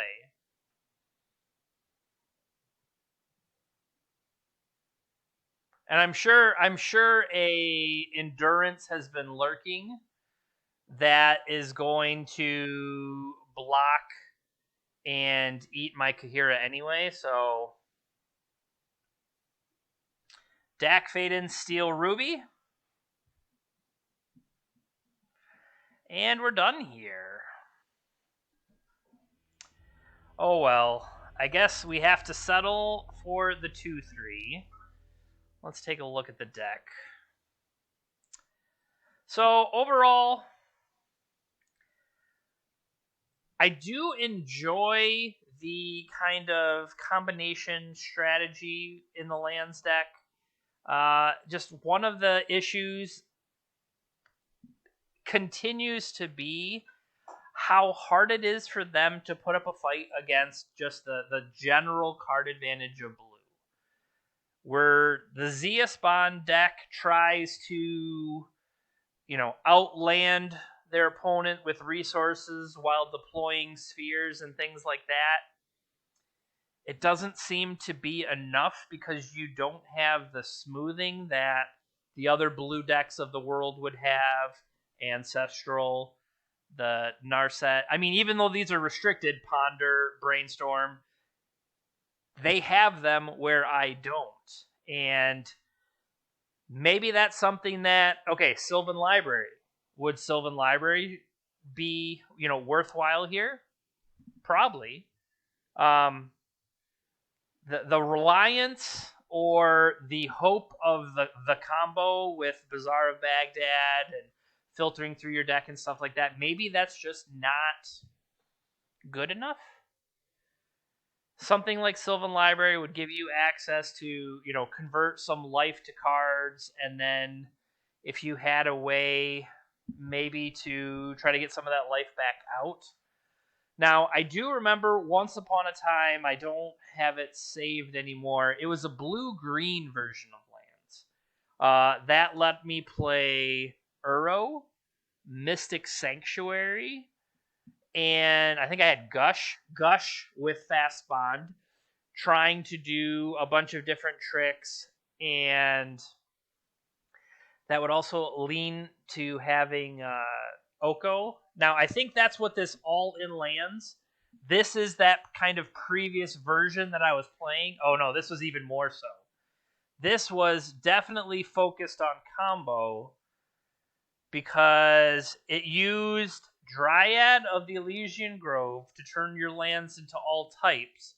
Once your lands were all types, you got to like Mystic Sanctuary and put back Time Walk. Putting a card on top of your deck would let you play Valakut. And I feel like there was something else. Oh, you would wasteland yourself so that the Mystic Sanctuary would go away. With the Ramunap Excavator, you'd play Mystic Sanctuary back out. It would put it back on top and stuff like that. And I don't. It was an interesting way to do it. I think if I try this again, I think I want to go down a blue-green route, using Oko, using Uro, of ways and Sylvan Library, like trade those life for resources, and then now that I have all these resources, can I recoup some life and or convert that into more resources and things like that? And there's probably just a better chance of like sideboard options. I could have, Flusterstorm to force some things through. I don't know if I could go enough blue to have Force of Will. Force of Will in my lands deck feels a little strange, but I do know that there are some blue-green and or rug color lands shells in Legacy, and that might be worth porting over, or at least looking at it to see, the feasibility of that. But I appreciate you watching this video. Obviously, you can't do it live since I'm not streaming, and there's nobody else in here, so you better not be watching me live, or it's kind of creepy. You could be in the closet, I guess. No, the closet door's closed. But thank you for watching all the same. If you see this later, you can catch it on Swish Gaming. Also, big shout out up to the top to Mana Traders. Mana Traders lets me play the variety of decks that I do play. And I hope you enjoy watching those. You can always come find the channel JPinterMTG on Twitch. That's where I stream. And you follow the channel, and you can subscribe. If you subscribe, you can be spun up on the wheel. You can tell me cards to play, and we'll have some interesting content. So, thank you very much. We'll see you next time.